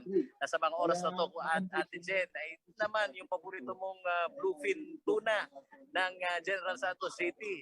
Merong booth dito Ayan At sadya talagang binabanggit nitong mga taga CDC. Ito yung kaparaanan na rin, Jen, na mid south to north lahat po nito mga produkto dyan po sa Soxargen, kabilang na po dito yung probinsya ng General Santos City ay available dito ho sa mismong parade ground na sa mga oras na to, Ate Jen. Ito, pakita ko lang sa iyo itong formal na ceremony na nagaganap ngayon. Nagsasalita ngayon si Chairman Edgar Pamintuan na binabanggit nga niya itong pakikiisa ng mga local government dito sa Soxargen ay inaasahan nila, Ate Jen, na mailalapit sa tao itong mga produkto na mula dyan sa Mindanao region. At inaasahan, Jen, na itong Kapaskuhan na to, titignan nila kung may-extend hanggang December 19 lang kasi ito. Pero ito, gusto ko lamang marinig mo itong ating mga kabahagi, 19 ito na mga merchandiser na ito nakisali dito sa trade fair dito sa Clark. Ma'am, bumati muna po kayo sa CLTV. Opo. Ano hong produkto ho ninyo? Nakikita ni Jen. Ito hong sashimi. Ayan. Grill, belly. Ay, naku, sarap. Ayun, lahat po ng mga yan produktong Gensan, tama. Opo. At ano ho ang dapat pong pagandaan nito pong mga taga Central Luzon pagka nagawi ho dito ho sa trade fair ho ninyo? Meron tayong libreng patikim ng sashimi or bukas meron tayong sinigang na swordfish. Napakasarap dito, Jen. Kasi nakikita mo naman dahil dito sa likurang bahagi niya, Jen, yan yung mga larawan ng mga masasarap fresh Jen, galing ng Gensan. At pakikita na yan, may yung mga naka-styro na yan na nakikita mo, Jen, talagang airfare pa yan. May iniinangkat pa yan, sinakay pa ng eroplano at fresh, at yung mga namamasyal ng Soxargen, Jen. Alam mo naman, magaganda yung mga beach doon at yung mga pasalubong, ayan. Yung mga bling-bling, Jen. Kumpleto tayo dyan, So, eto, meron nang namimili dito, taga CDC yata. Ano ang pinili mo? Ang earrings po. Earrings. Okay. Sabi daw po kasi sir, bagay daw sa mukha ko. Ay, ano pa alam po nila, ma'am? Roxanne po. Roxanne. Kapuri po. Ayan, si Roxanne Kapuri dyan, bumibili na nitong mga napakagandang produktong lokal dito sa Soc Sargent. At alam nyo, ang kaibigan, hindi lang ho yung mga produktong galing ho ng Soc Sargent, kundi produktong Central Luzon, doon naman po sa kabila. Na para naman dyan, alam mo naman yung mga local tourists natin dito, hindi lang ho taga Central Luzon, kundi pati yung mga kababayan natin naman nanggaling ng ibang probinsya, sinasamantala na kapag nakapasok ka dito, Jen, merong masarap na chicharon, merong produkto ng mga taga Bulacan, andun din, hindi na lang muna ako dadaan doon dahil meron pa silang formal na seremonya, pero itong pinapangarap ng mga local traders natin, sana daw ma-extend pa, Jen, itong trade fair hanggang sa susunod na taon, at inaasahan din nila dyan na magiging mabuti yung pagbubukas naman ng ilang pang ruta dito sa Clark International Airport, dahil yun talaga ang magpapalakas ng trade ng Central Luzon at ng iba pang gateway dito sa ating bansa, kaya dito sa Soc Sargent. Ayan, Jen. Alright. Paolo, saktong-saktong dahil weekend, at alam naman natin, tuwing weekend talagang marami na ang Clark, and this is really a perfect opportunity, hindi lamang para i-promote mga local products natin, but it is also a good opportunity para sa ating mga Pilipino na mamili ng mga regalo, just to give them an idea, Paolo, gaano ba kadami yung at bukod dun sa mga nabanggit na masarap na pagkain. Ano pa ba yung mga produkto na pwede nilang mabili, para magpapaghanda sila? Yung mga nagdidesisyon pa po, bumili ng mga pangregalo dahil malapit. Alam mo dyan yung mga mahihilig sa mga face mask. Oo, yung mga pasyonista natin na gustong tangkilikin yung produktong Pinoy. Yung yari sa Abaca, dyan, dito nakita ko kanina ang daming mga local tourists na namimiss nila yung pumupunta ng beach. At yung mga bling-bling, handicraft, meron dyan. Kompleto, bukod sa pagkain, meron din hong mga parol dito. At inaasahan pa dyan na itong variety ng mga produkto ng lokal madagdagan. Kasunod nga nitong bukas ho na pagbigay ng oportunidad dun sa mga local traders na inaasahan dyan na ito hindi lang Soc Sargent itong tinatarget ngayon ng CDC, dahil ito raw pagbibigay ng oportunidad sa lahat ng mga SMEs, siya namang magpapalakas din dito sa mga pook pasyalan dito sa ating Clark Economic Zone. Jen. Paulo, ano naman ang reaksyon ng mga taga-Soc Sargent sa Clark? Ay, naku, Jen, talagang tuwan-tuwa. Kita mo naman itong mga Aita brothers natin ito. Kasi pagka nagtipon-tipon dito yung mga local tourists, may pagtatanghal na asahan. Kayo, ano daw? Hello po, gabi po. My name is Justin Bieber. My name is Bruno Mars po, dito sa Pampanga po. Kami po ang Aita Brothers. Yan. Indo, hirikam ako. Katakot kong buyo. Baba, hirikam ako. Ika'y kalabay na niya, dakay pinatubo. Ika kalabay, manhabi ay mampahat. Ika'y kalabay na niya, dakay pinatubo. Ika kalabay, manhabi ay mampahat. Ayun, bibitinin muna natin sila. Talagang ang daming dapat puntahan dito sa Clark Parade Ground na ngayon, Pasko. Ayan, makikita mo ba? Itong mga palamuti na nakakamiss, sabi nitong ating mga followers na nasa abroad, yung Pasko dito sa Pilipinas. Jen. Ako, Paolo, eto na lang ang huling katanungan ko sa iyo. Nais pumuntahan para masaksihan, supportahan, siyempre, yung ating mga local traders from Central Luzon and from Soc Sargent. Ano oras ba bukas ang trade fair yan? At yan po ay tatagal, correct me if I'm wrong, Paolo, hanggang December 17. December 19, tama ba? Yeah, December 19, Jen.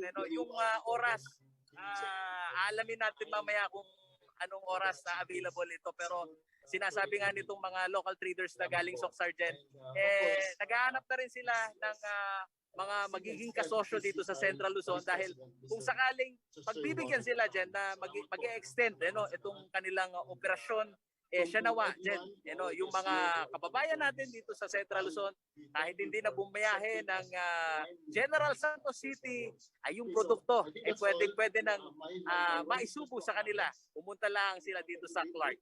Dyan. Ayan, sa ating pong mga karehiyon, no, sa mga taga-Pampanga, kaling kakatapong pagdalen. Bukas na po ang CL Soft Trade Fair dyan po sa Clark Parade Grounds. No? Pwede po kayong bumisita weekend, saktong-sakto Saturday and Sunday. Ayan po mga kaganapan dyan. Maraming salamat sa iyong ulat. Distinguished guests, ladies and gentlemen. Salamat, Sen. This Central Luzon. Ay, dumako po tayo sa ibang balita. Siguro po kasi ang mga traditional candidates po may hala ng ilang presidential frontrunners sa susunod na halalan. Ito po ang lumabas sa survey na isinagawa ng research team na Tangere. Samantala, bagamat nakalalamang daw sa ilang survey si dating Senador Ferdinand Marcos Jr., marami sa mga respondent ang naniniwala na hindi siya kasing tatat ng kanyang amang diktador at dating Pangulo. Si Rainiel Pawit ang may report.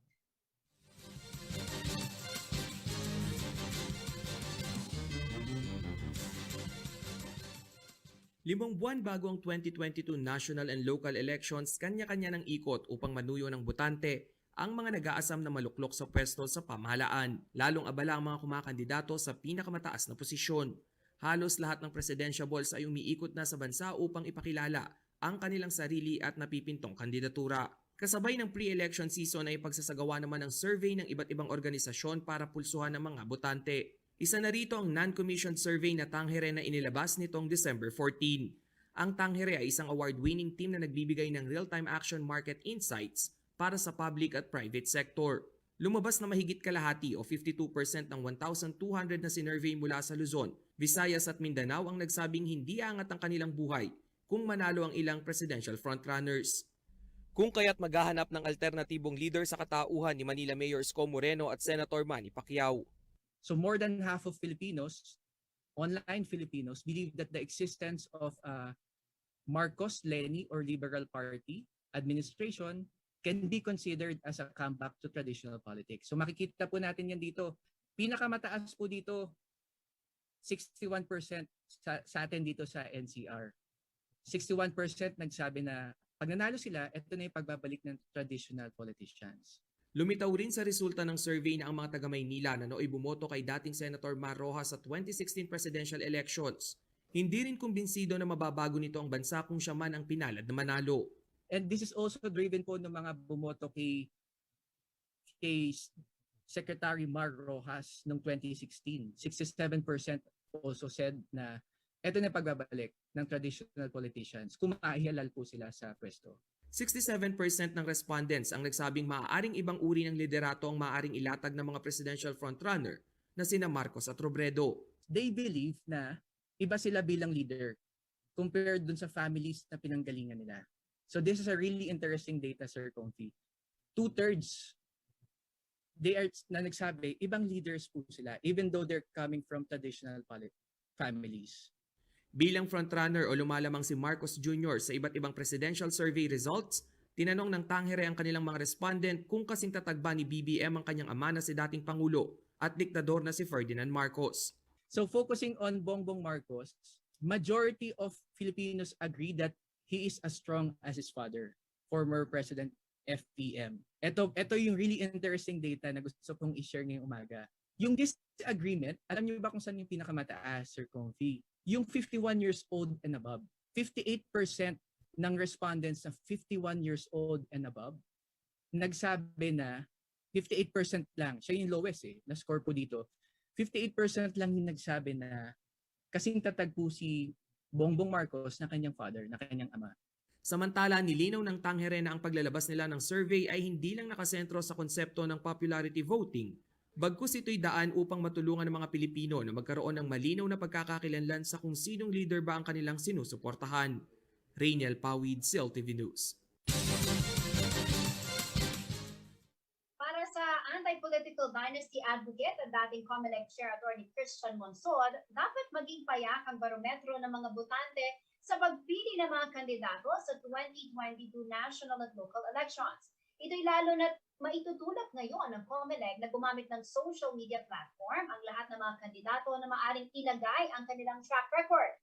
Ito raw ang game changer sa halalan ngayong pandemic season, kaya mahalagang maimulat ng maaga ang mga botante sa mga sinungaling na kandidato. Narito po ang exclusive report. Sa modernong panahon ng pangangampanya gamit ang social media at existence umano ng mga troll army na mga kandidato, isang payak na barometro na kailangang maunawaan ng mga botante sa pagpili ng kandidato, ang kandidatong sinungaling at ang kandidatong para sa katotohanan. Ayon kay Atty. Christian Monsod, dating COMELEC Chair at Anti-Political Dynasty Advocate, ito rin ay magandang maisali sa survey kaysa sa laban ng popularidad. Iniiba nila ang history, ang iniiba nila yung facts. Exactly. So I think it can be, I think over time, give it a few weeks or more time, we will, ito ano there can be set in place. Ano ba ang katotohanan, ano yung hindi katotohanan. Okay. Diyan maganda mag-survey. Binahagi rin ni Monsod na napakasimpleng magsuri, lalo na't sa pagtukoy sa mga sinsero at nambobola. Anong ginawa nila doon sa nakaraan na makikita natin ano ba talaga ang values nila. Hindi yung kanilang sinasabi ngayon, kundi yung kanilang ginawa sa nakaraan at anong programa nila, di ba? If you call that new politics, then that's new politics. Ayon kay Monsod, madaling sabihin ng kandidato na siya'y pro-poor. Ngunit ang kasunod na tanong dito ay ano ang naging hakbang niya para maiangat ang kabuhayan ng mga mahihirap sa tila imperyo ng mga naghaharing uri na pamilya sa kada probinsya. Really empowering the poor and taking the power away from the political dynasties that has been with us for centuries. Alam mo, we're now supposed to be in the modern age, but in many instances, we're still a very feudalistic society. Hindi po ba? In fact, it's gotten worse. If you take a look at kung ilan yung mga family dynasties who control Congress. Mahalaga rin umanong mabigyan ng sapat na kaalaman ang tao sa maibubunga ng kapangyarihan na nalilimita sa iisang apelyido. The coin, other side of the coin ng political dynasties is corruption. Yeah. Di ba? Ayun yun eh. Yeah. Political dynasties and corruption go together. Samantala, ayon sa COMELEC Region 3, dito sa Central Luzon, ang halalan ay hindi pa rin naiiba. Dominante pa rin umano ang mga political clans. Mayroon pa rin yung dominance ng mga political clans pag tinitingnan natin yung kalagayan ng Central Luzon. Nakikita natin na yung mga dati pa rin mga pangalan, yung mga kilala na at dati na rin nanunungkulan, sila pa rin yung dominante sa hanay ng mga kandidato sa ating region.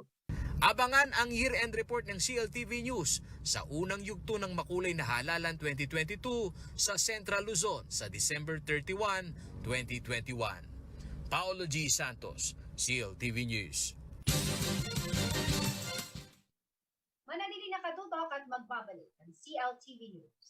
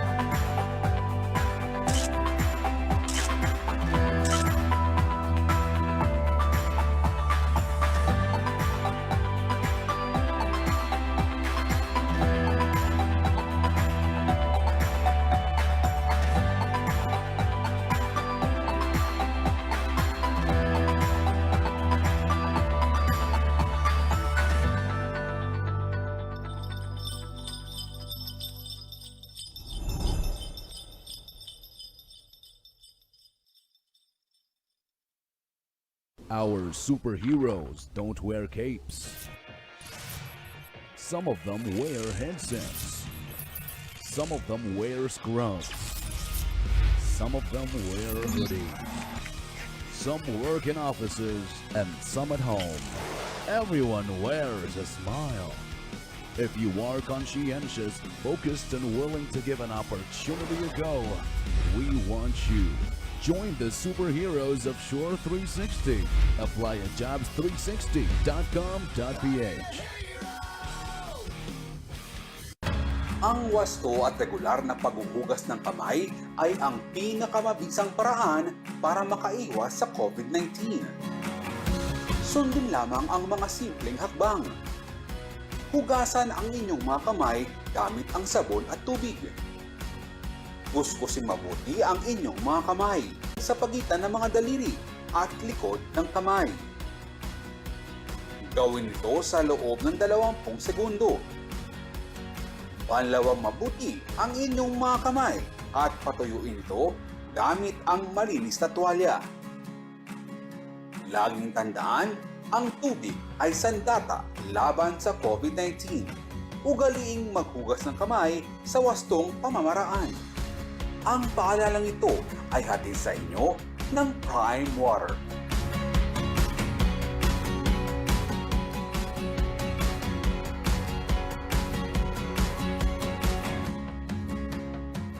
Our superheroes don't wear capes. Some of them wear headsets. Some of them wear scrubs. Some of them wear hoodies.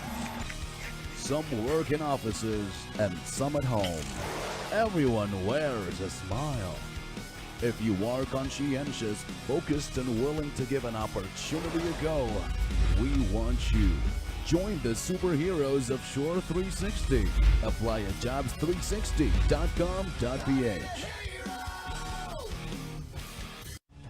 Association of Land and Sea, the world created in front of me.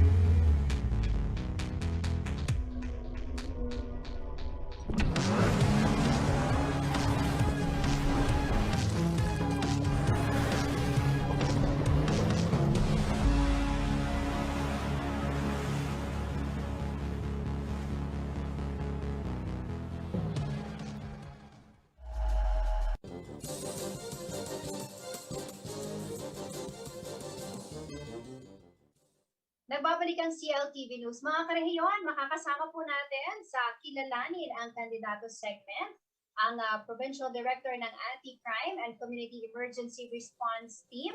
Miyembro po siya ng siklistang Triskelion, Kapampangan, Rotary Club of Angeles, Colyat at Fraternal Order of Philippine Eagles. Emergency preparedness, installation po ng 9119 system at pagsuporta sa mga sports school programs ang ilan sa kanyang mga plataforma. Mga karehiyon, kilalanin po natin ang aspiring councilor ng Angeles City na si Sir Bong Arceo. Magandang gabi po sa inyo, Sir Bong. Welcome po sa CLTV News. Magandang gabi po sa ating mga viewers or listeners po sa gabing ito. Thank you po for inviting me, Ma'am Jen. Thank you. Yes. Good evening po. Opo, Sir Bong, ito nga po yung kilalanin ang kandidato segment. Kaya ito po ang inyong pagkakataon upang ipakilala po ang inyong sarili, lalo na po sa inyong mga kababayan. Ito po ang unang pagkakataon na kayo po ay hahabol, tama ba, sa Angeles City? Opo, opo. For newbie po, newbie. Yes. Sino po ba si Bong Arceo? Well, si Bong Arceo po ay born and raised po dito sa Angeles City.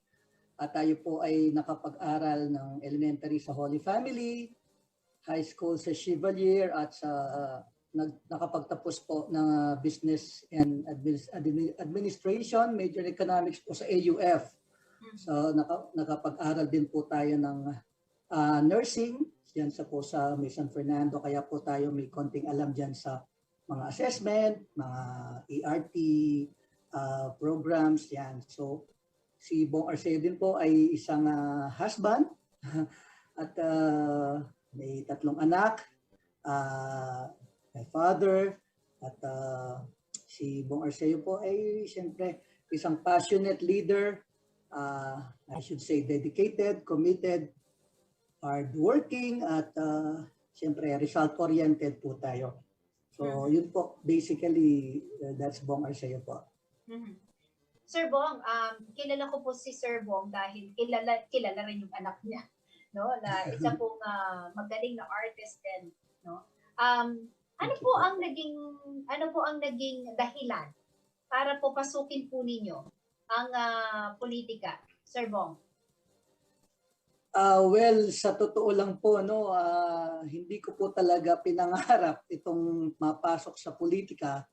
Ako po ay isang talagang I'm a supporter of all yung mga advocates po ng talagang mga magagandang mga programa patungkol po sa pamumuno sa mga sa bayan. But I never dream of ito nga pong napasukan ko ngayon. Actually, I was invited by my new friend, Councilor Amos, who is our leader sa Bayong Angeles. At pinatawag niya po ako through a parang mutual friend na kakilala din po ng anak ko. So nakipagkwentuhan po kami. Actually, sa totoo lang po, ini-invite niya talaga sana si Jericho. Yan, kaya lang, since I'm nasa taping po siya noon, and ako po yung tumatayang, alam niyo na parang handler niya. So ako po yung hanggang sa it took like 4 hours nakipagkwentuhan po kami, Councilor Amos, at nakita ko po yung talagang yung dream niya at passion niya and pangarap niya nga kung paano pangarap niya sa city, no? At actually I was inspired that talagang marami po akong tinanong dahil during that time until now ako isang aktibong volunteer ng isang yun nga po yung sa ACCERT, no? At ay po tumutulong sa buong Pampanga for the past 2 years na niyan. At nabanggit ko rin po na very supportive kami sa mga like sa kapulisan during the pandemic, at nakita niya po siguro doon yung dedication at yung talagang gusto ko rin mangyari, at meron po kami parang common denominator talaga na parang nag-vote doon sa conversation namin yon. And the next meeting was history.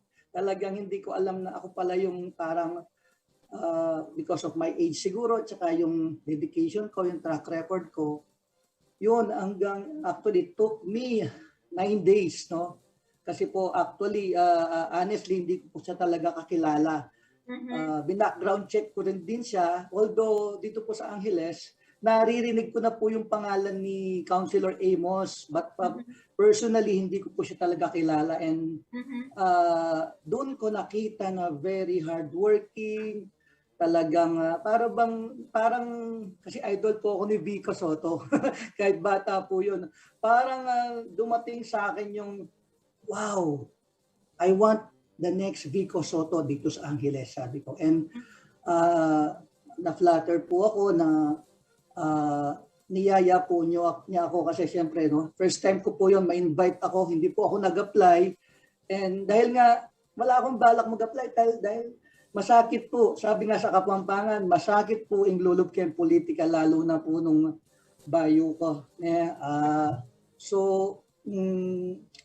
na-convince po niya ako after like more than a week. Then siyempre po ako ay kumonsulta. I talk to my siblings, to my family, to my mentors, to my spiritual mentors about this. And yun nga po, and I talk to God kasi nga po hindi po biro-biro ito, no? It takes money, it takes time, it takes a lot of talagang alam niyo na po yung politika, hindi po ganun kalinis yan. Hindi po siya ganun kadali. And for me, for an ordinary person like me, talagang sabi ko sa kanya, and sabi niya naman, meron po tayo kasing dyan, Kuya Bong, huwag po kayo mag-alala, ililid ko po kayo, just help me po dun sa mga advocacies niyo kasi yun ang mga kailangan ko. Yun nga, sa disaster, sa sports, so forth po. All right. Sir Bong, no, siguro po, syempre kapag tumatakbo ka in any position sa gobyerno, it's like you are also applying for a job. At isa po siguro sa pinakaunang itatanong sa inyo ng mga Angileños, ano ba yung kakayanan ni Bong Arceo? Ano ba yung kanyang karanasan, no, na magagamit po sa politika? First siguro po, Bong Arceo, kung mag-a-apply po siya, yung siguro po yung experience, no? I've been through a lot, and yung ako kasi may personality ako na talagang pag nag-commit ako sa isang bagay, lalo na talagang pinaniniwalaan ko, talagang I will be with you through thick and thin.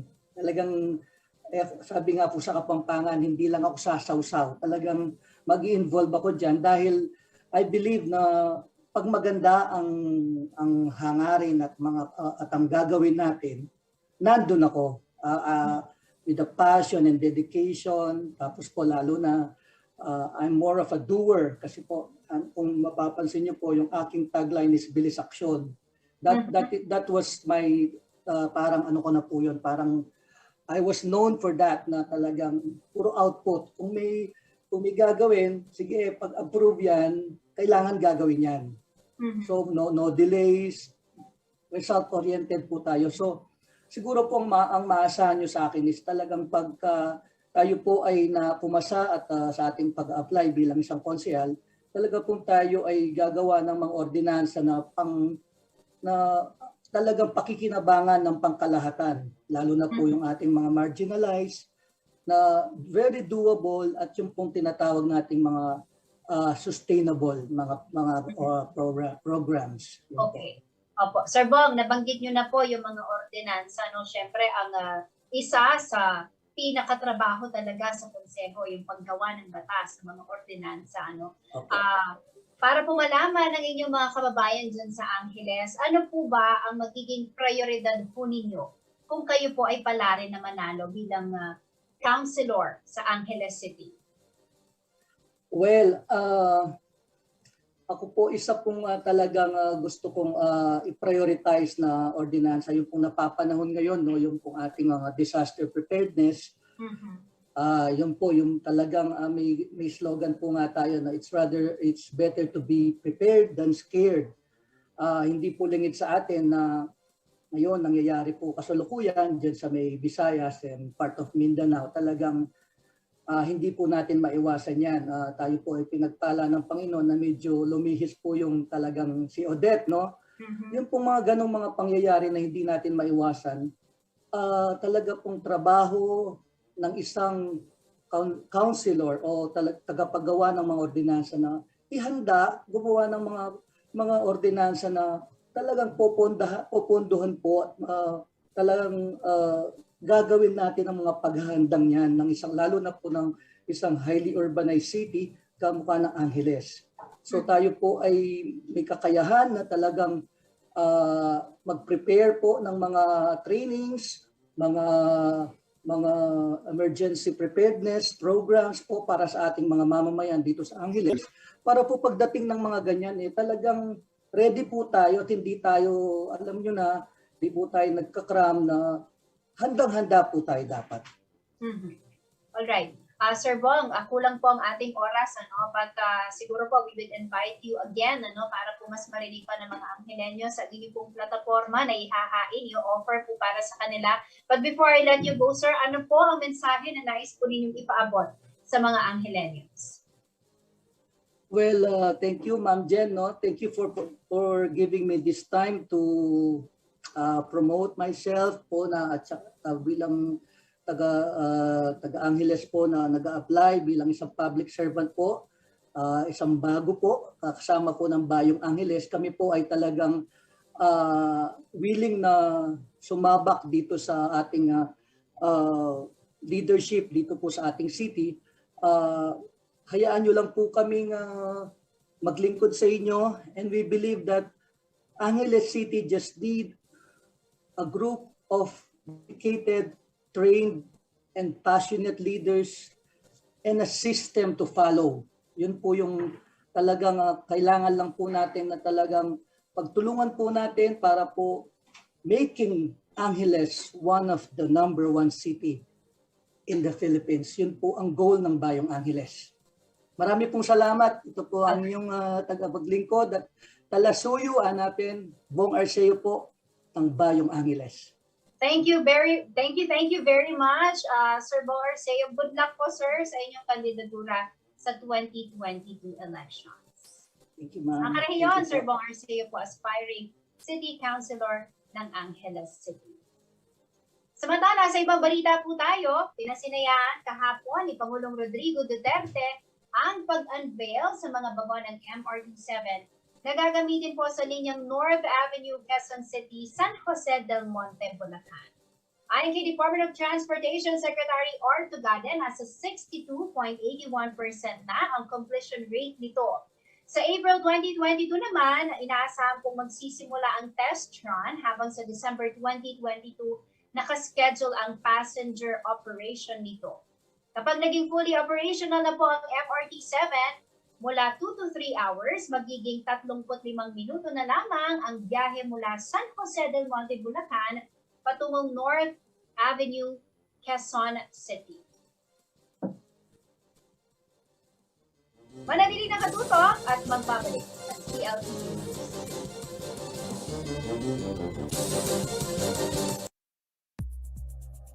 This program was brought to you by Shore 360.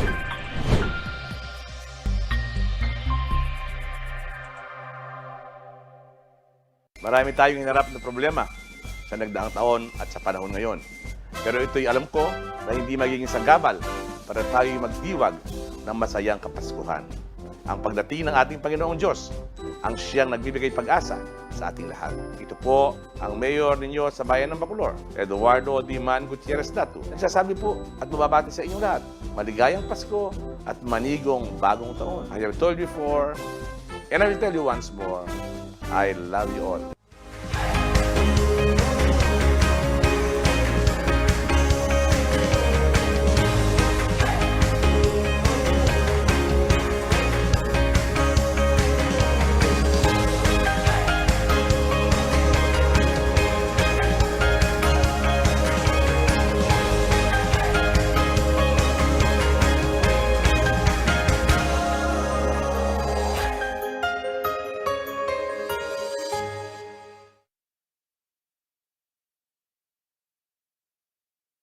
Ang ipinaglalaban ko ay healthy buhay para sa inyo. Dapat may liksi kayong bumangon sa anumang pagsubok. Mabilis makatayo dahil may matatag na hanap buhay. Ang korupsyon ay lalabanan, hindi kayo tutumba sa dagdag paghirap. Kasama kayo, iangat natin ang kalusugan at kabuhayan ng buong bayan.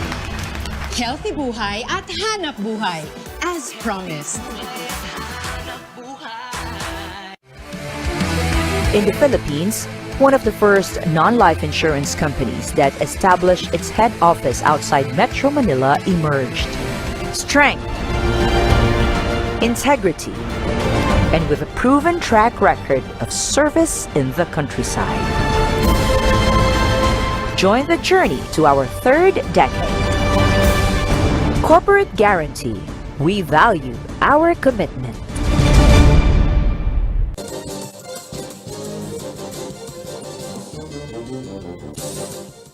Nagbabalik ang CLTV News. At sa iba pa mga naunang balita, napahanga po na isang Kapampangan artist ng mga netizen dahil sa kanyang natatanging obra maestra na gawa sa recycled na basura. Ang mga bagay daw na patapunan sa iba, pwede pang gawin na kabuluhan at maganda. Ang champion sa local pride na kwento na ating kabalayan, alamin sa ulat na ito.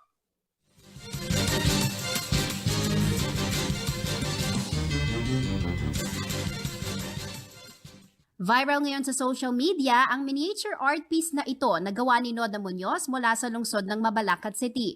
Una niyang pinost ang obra maestra sa isang Facebook public group ng mga Filipino artists, collectors at enthusiasts na Ace of Art.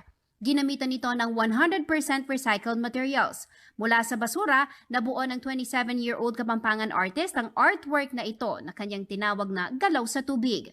Kaya tinawag ko po itong galaw sa tubig. Ito po pangkaraniwang galaw ng mga tao na nakatira sa malapit sa tubig.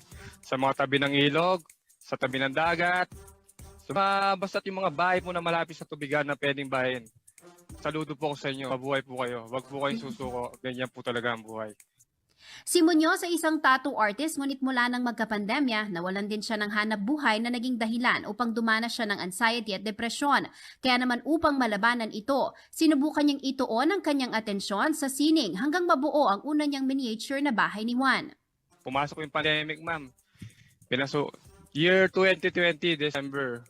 Wala nang client, ma'am. Kasi naka-lockdown na. Naka-lockdown na bansa.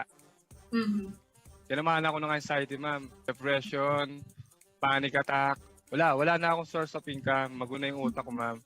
Siguro yun ang naging way ni Papa God na bigyan niya ako ng sakit na yun para isipin yung bagong bagay. So doon ko po binuo yung bahay ni Juan. Yung first draft ko. Opo, yung bahay ni Juan. Then, nagpapasalamat ako. Marami din po naka-appreciate sa bahay ni Juan. Miniature arts po. Bago lang po ako dito. I am a UV artist po dito. Bagamat itong unang pagkakataon na gumawa ng miniature art, isang masterpiece ang kanyang nalikha. Kaya naman isang kliyente ang kanyang napahanga at nagpagawa ng obra at ito na nga ang galaw sa tubig. Mula sa mga pinulot na basura sa junk shop, isang kahanga-hangang art piece ang kanyang nabuo na labis na nagustuhan ng kanyang kliyente. Masaya siya, ma'am, kasi parang kulang yung binayad ko sa'yo para gumawa ka ng ganyang klaseng artwork. Sa akin po kasi, ma'am, pagkatiwalaan niyo lang po ako, gagawin ko po nasa puso at sa isip ko. Sa kanyang pagiging nature artist, ibinahagi rin ni Muñoz ang kahulugan at mensaheng nais niyang ipaabot sa bawat obra maestrang kanyang nagawa at gagawin pa. I am proudly Pinoy po. Kitang-kita niyo naman sa balat ko. Proud po ako sa mga kababayan ko. Alam ko po yung Pilipino matatapang yan. Marami ng pagsubok ang dinaanan na bansa, gera. But we still standing na parang may tatlong mga pa. Alam ko yung mga Pilipino, matitibay yung puso nila. Yung po yung dedication ko, yung po yung inspiration ko para bumuo nito. Yung gusto ko po kasi yung kahit sa ibang bansa, international man yan, pag nakita po yung piece na yun, masasabi nilang, Pilipino yung gumawa. Yun po yung gusto kong iparating. Then wag po tayong mahiya kung anong kulay ng balat natin. Ang bagong talentong nadiskubre sa gitna ng pandemya tila naging blessing in disguise daw sa kanya at sa kanyang pamilya. Ngayon, ang kanyang susunod na kliyente galing pa raw sa ibang bansa. Sa mga naisundan ng kanyang journey sa paglikha at pagbuo ng miniature art piece, mayroong YouTube channel si Muñoz na maaring pagkunan ng inspirasyon ng aspiring artist at mga kapwa niya artists. Jennifer Salega, CLTV News.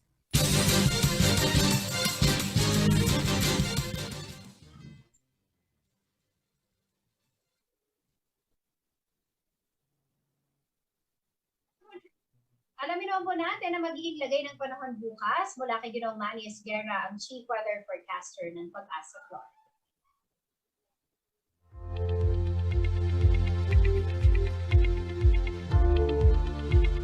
Magandang gabi po, narito po magiging taya ng panahon at pati na rin po ang tungkol sa bagyong si Odette. Northeast monsoon pa rin po nakaka-apekto sa atin dito sa Northern Luzon at Central Luzon. Kaya maginhawa pa rin po o malamig pa rin po at kaaya-aya ang ating nararamdaman panahon.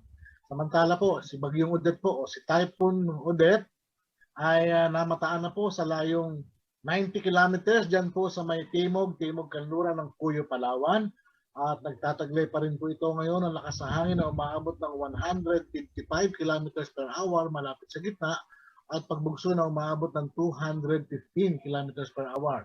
Ito po ay mabilis namang kumikilos pakanluran sa 25 km per hour. Ang extent po o nasasakupan po ng naapektado ng bagyo ay magmula po hanggang 480 kilometers. Diyan po simula sa sentro niya from the center. Samantala po, nakataas na rin po ang babala ng bagyo bilang 3 sa mga lugar po ng northern portion ng Palawan.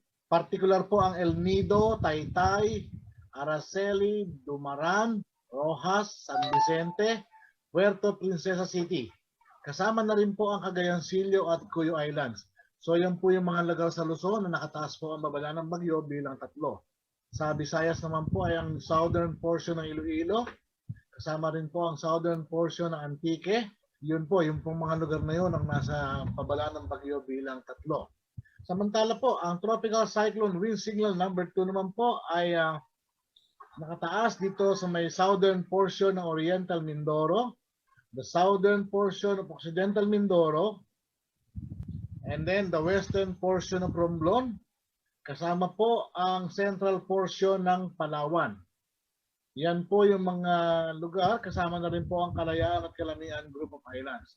Sa Visayas po ay ang Aklan, Capiz, natitirang bahagi ng Iloilo, natitirang bahagi ng Antique, Guimaras, ang northern and central portion of Negros Oriental, at Negros Occidental. Ang tropical cyclone wind signal number 1 naman po, taas na rin po dito sa Luzon, sa Masbate, kasama po ang Ticao at Burias Island, Marinduque, the southern portion of Quezon, and then the rest of Occidental Mindoro, kasama po ang Lubang Islands, kasama rin po ang natitirang bahagi ng Oriental Mindoro at natitirang bahagi ng Palawan. Kasama rin po ang Romblon at Batangas. Yan po mga lugar na yan na nakapailalim pa po ang babala ng bagyo, number 1 o bilang isa. At ibig kong sabihin yan ay unti-unti po sa mga lugar na naiwan na o yung binaba na yung mga swing signal ay unti-unti po bumigiging na po yung panahon dyan. Pero ang sumasama naman po ay itong dadaanan niya, particular po itong Northern Palawan. Kaya pinaghahanda po natin ang ating mga kababayan dyan na sa ngayon po sa kasalukuyan ay dumadaan na po ito malapit sa may Cuyo Island at papunta nga po ito ng lugar ng Palawan. Pinag-iingat po ang lahat. Magandang gabi po. At yan po ang mga balitang nakalat ng CLTV News. Kasama po ang buong pwersa ng CLTV News and Current Affairs. Ako po si Jennifer